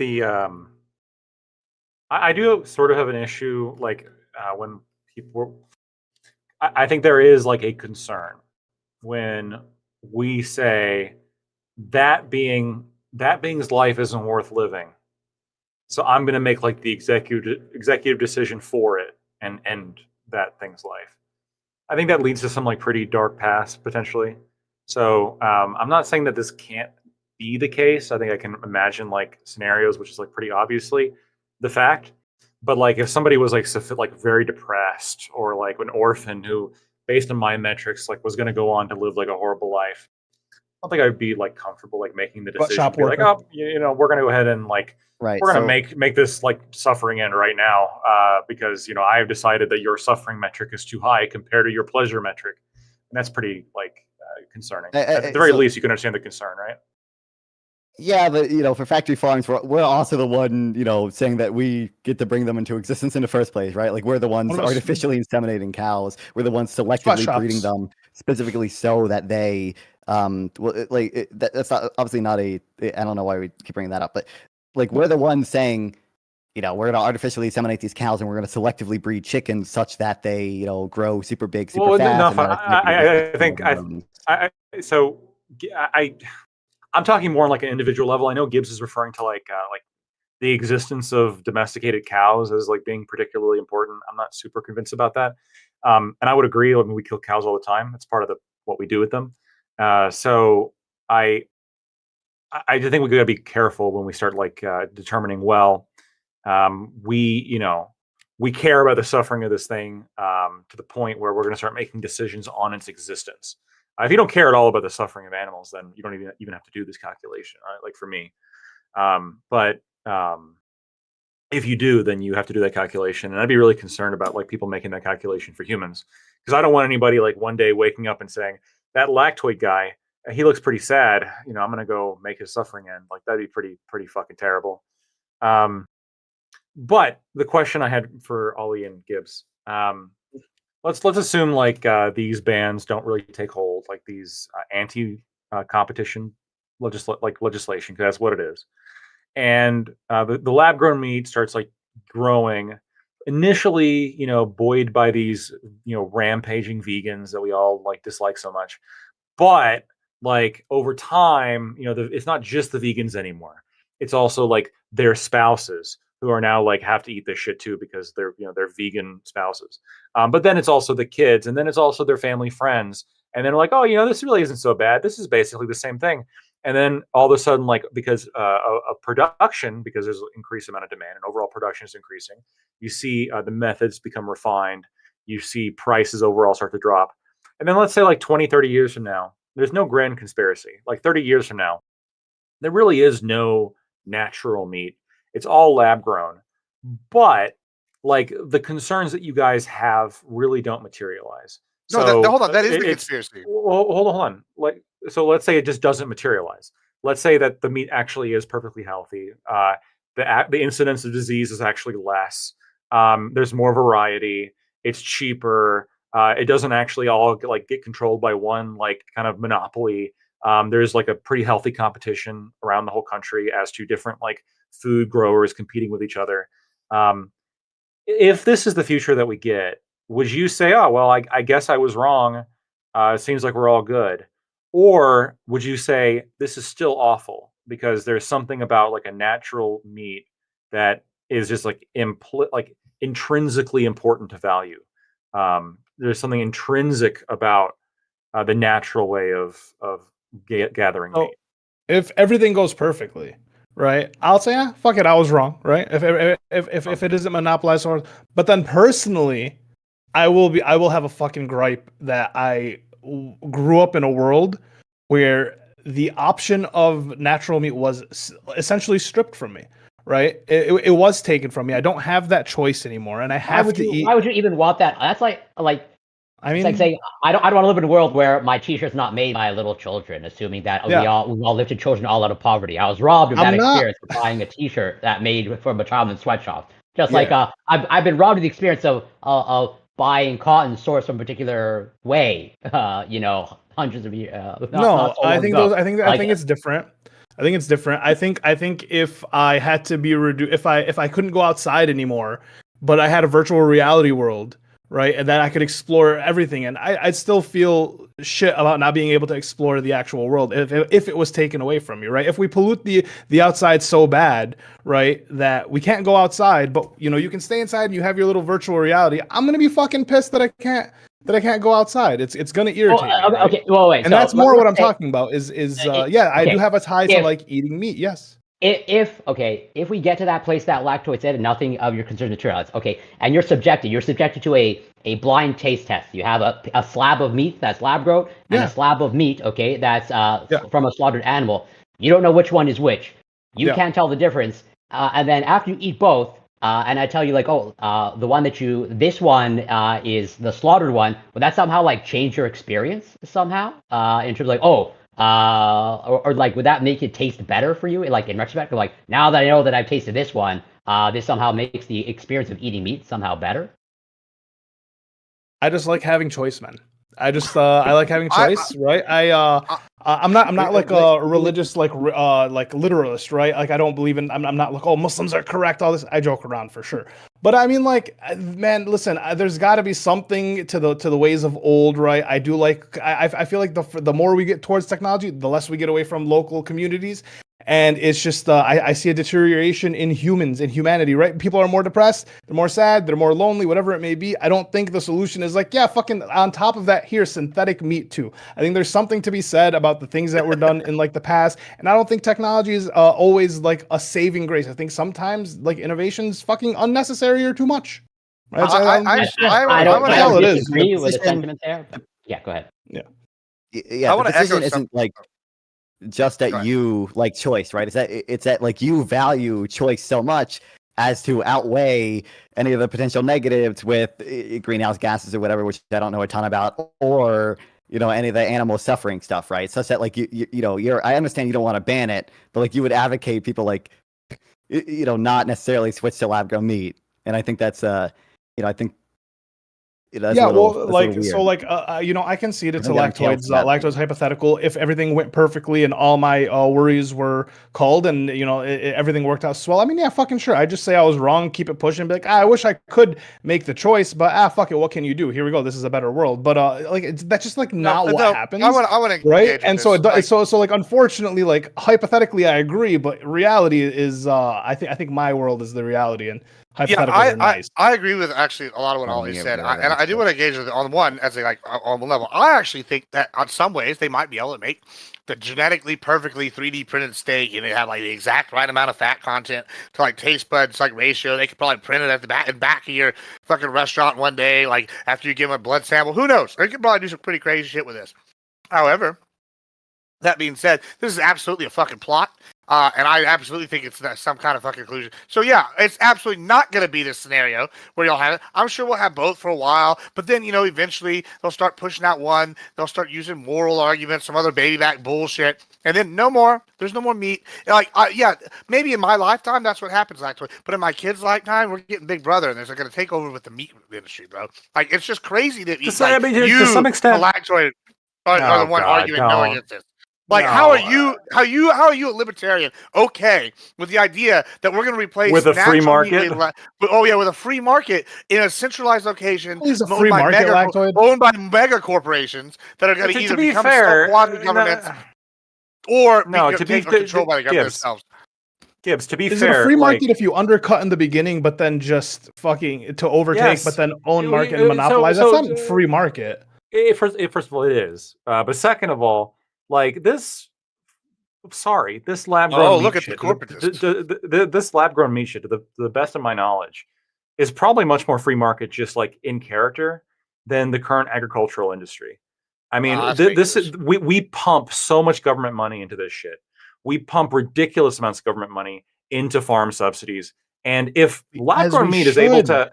You're saying as we should, okay, but like as a libertarian, going back to what Gibbs just said, got a little bit of problem with like government subsidies for like industries. And by the way, if lab grown meat is able to outcompete like government subsidized agriculture, that just demonstrates that it is like vastly superior in terms of like a product that people are going to buy.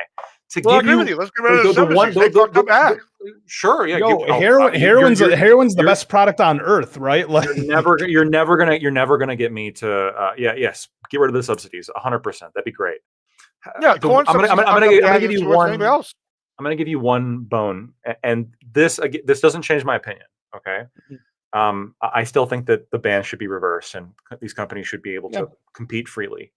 And even then, they're on the back foot because they're not as heavily subsidized, to the best of my knowledge, as these agricultural industries are. They will be, but it's okay. Maybe, and if they do, I'll oppose that every step of the way as well. The Dems are going to do it. When we're talking about like some innovations do lead to like negative changes. Social media is the biggest example. Like in terms of our happiness and depression and all this stuff, you see a significant spike when really in 2000, kind of around the 2012 era when social media really started like taking off and becoming exponential, especially among young people, especially among young girls. It's been particularly devastating to people. People just used to be happier with life, and they have had a stronger sense of community. This is also probably falling religiosity rates probably has something to do with this. There's all sorts of things that you can point to that have had a negative effect. And so innovation isn't always the best. And I think this can especially be true when we're talking about something as, I think, intimate as your food. And I can understand the skepticism, right? Like, there's a reason why, the old soda that uses natural sugar is just so good compared to these high fructose corn syrup shit, right? And some people say there's no difference. It's noticeably different. I taste it's noticeably different. It's synthesized, sweetener that they use like different acids to break down corn. And a lot of that's because corn is so subsidized, again, by the government that it's cheap enough to make this kind of sweetener. Awful. And we also embargo Cuba. So if we didn't embargo Cuba and we didn't subsidize the corn, maybe we would just have naturally, sugary soda potentially. There are examples, I think, of like, skepticism towards pharma companies, especially based on, look at what Pfizer's done in Africa, and food companies based on the shit that they put in our food. I fully understand that. But the solution here of just like, I'm afraid of this, so let's just ban it all, is like the battle cry of every Luddite in every disappearing industry that's ever existed, right? The people who are protesting against, like the church banned light bulbs because they said that this is unnatural. God put the sun in the sky for a reason. If God wanted us to fly, he would have given us wings. But here we are flying around, using our light bulbs, using the internet, using all this stuff. And I don't know. I feel like there's a little bit of this happening here too, where some people are just, I think, kind of just afraid of this thing. They can't really fully explain why, but they just don't like the idea of like somebody in a lab coat growing their meat for them. And so they just want to just get rid of it, just ban it, with good old farmers. They'll stick up for me. But I mean, there's no reason to believe that farmers are going to be less self-interested than, somebody working at a lab necessarily. Oh no, I think there's something to be said for intuition. If that once again, free market. You listen. Should it be like actually banned? I think fuck it, try it out. Let people eat whatever the fuck they want to eat. Right? I like the choice, but the issue is the skepticism. I see the lack of choice in the future for the illusion of choice now. And you know how much rat shit's in your cereal? I don't eat cereal.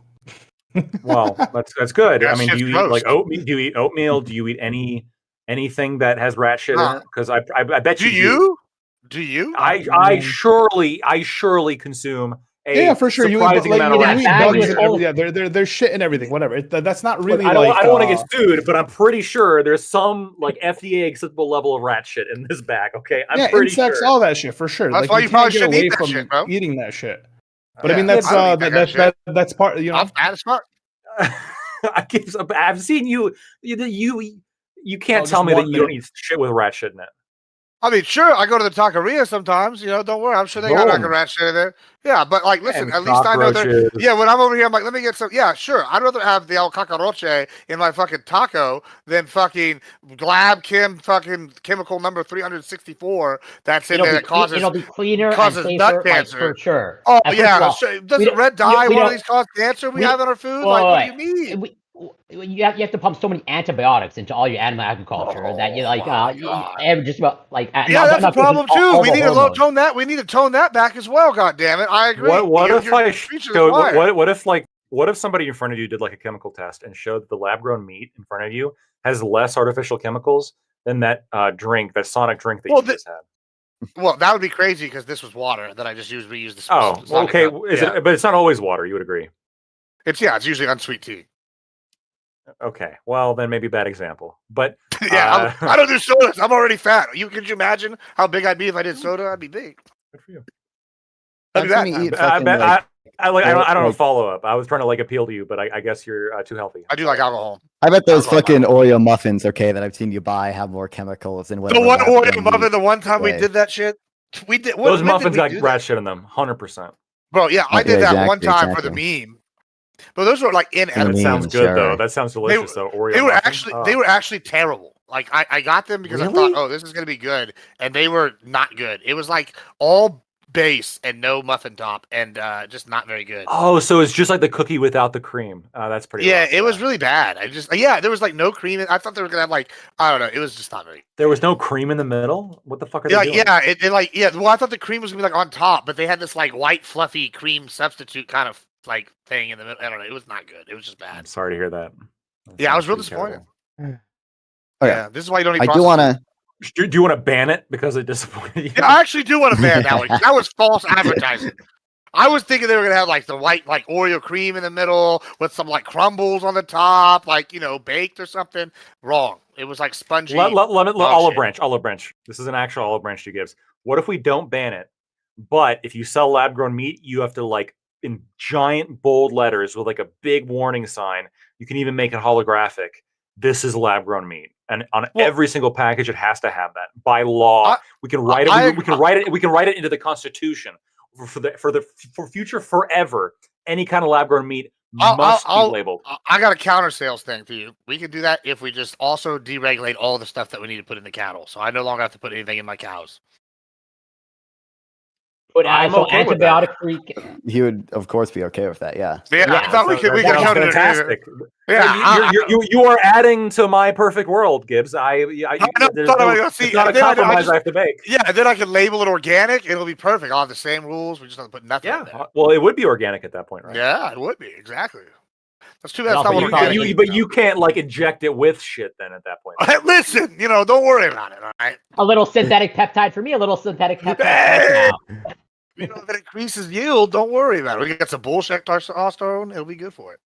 What if is this gonna? I mean, I know we've already have like so many fucking like GMO synthesized like plants and everything, but like, I guess is there any point to like doing? I guess there's really not much of a point to doing this with a plant because you could just plant it and then it's just gonna grow. You're basically like growing meat in the same way as a plant, really. Yeah.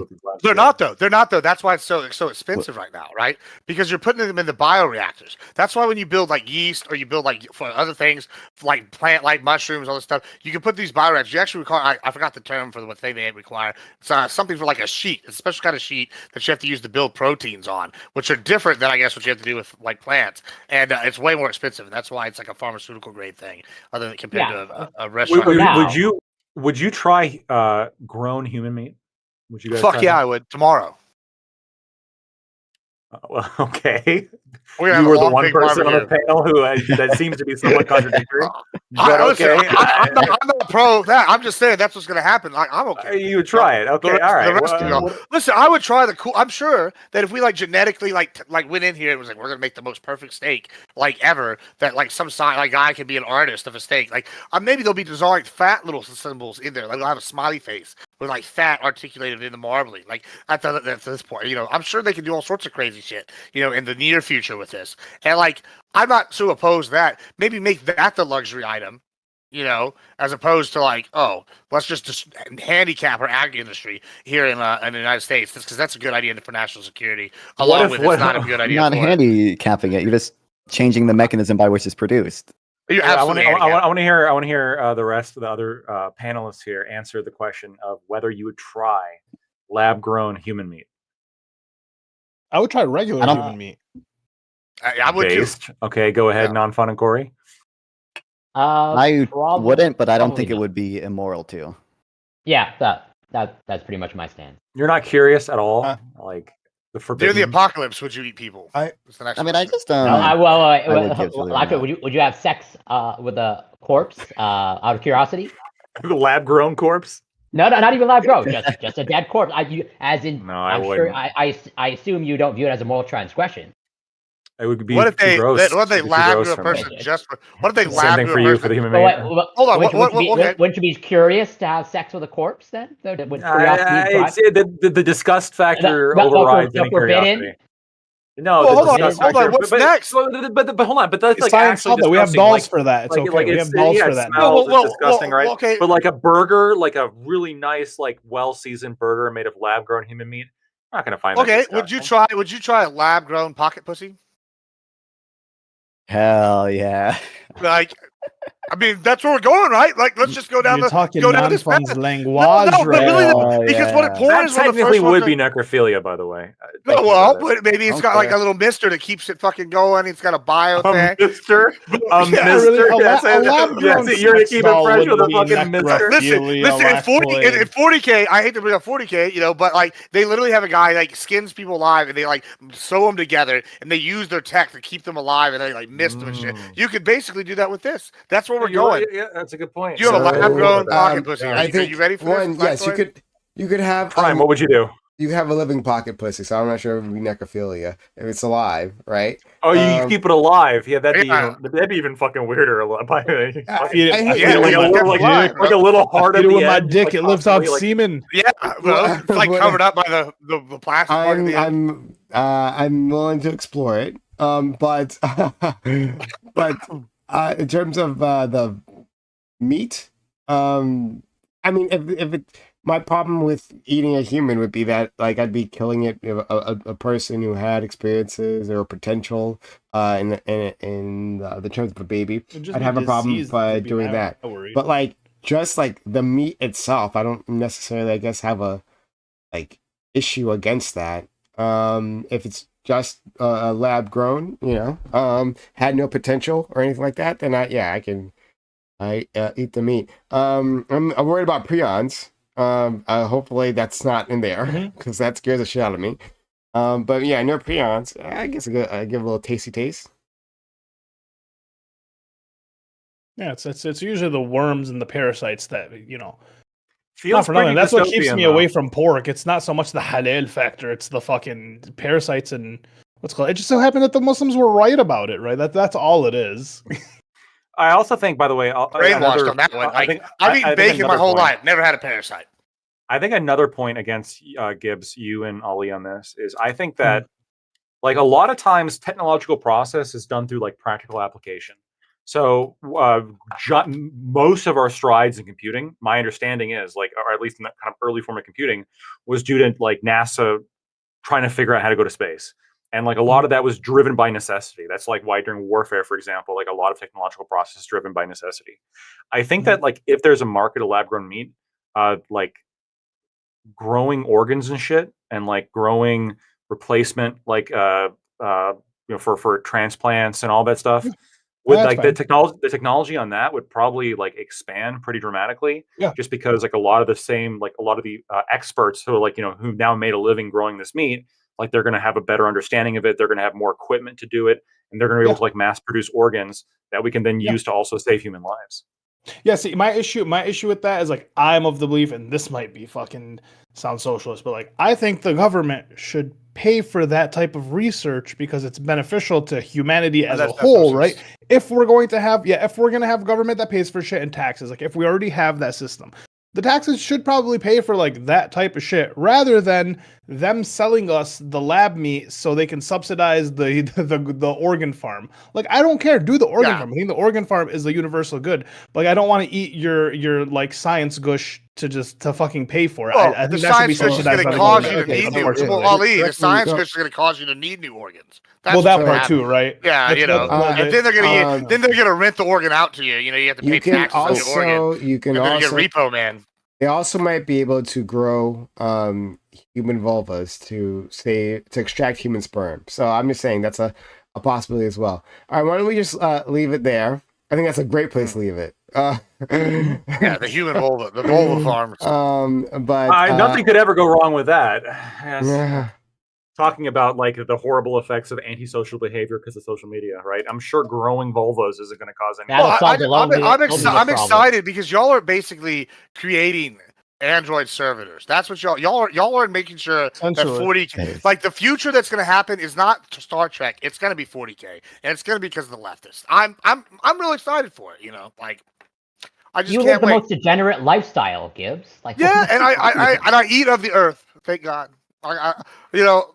You eat of the earth as you inject synthetic peptides and talk about your drugs. I got to counteract the synthetic peptides, bro. We got to counteract them. Any case, so we'll leave it here. Thanks all for coming through. Really appreciate you. Not sure if anyone can even hear me. Because we can hear you. Because I don't know what's going on, man. Guys, I'm working through it. It's just it's tough. Thanks for being here, Lactoid. Thank you. Thank you, Nonfon. Thank you, Admiral Gibbs. Thank you, Corey, and thank you, Ali. Sorry, I didn't forget your name. I was just looking at something else. Good. I'm sorry. I didn't like. Well, here, give me 10 seconds while you search for someone to stream out to. Okay. Okay. I want to make a quick call out real quick to whoever Hutchinson Hutch, the guy from Live and Learn. For someone who calls guys pussies and bitches for running away from debates and blocked me on Twitter for the most mundane thing as I'm trying to have a conversation with him, didn't even reply to me. I think that's kind of bitch made. So just wanted to make that quick call out real quick. 328,000 followers and you're going to block little old me over literally nothing. But yeah. No, let him know. Does he complain about people like running away from debates? Yeah, I literally watched him today talk to a guy who was kind of like exploding on him. And he's like, this is kind of like you're kind of being like a bitch if you're just gonna leave the debate. It's like, bro, fuck off.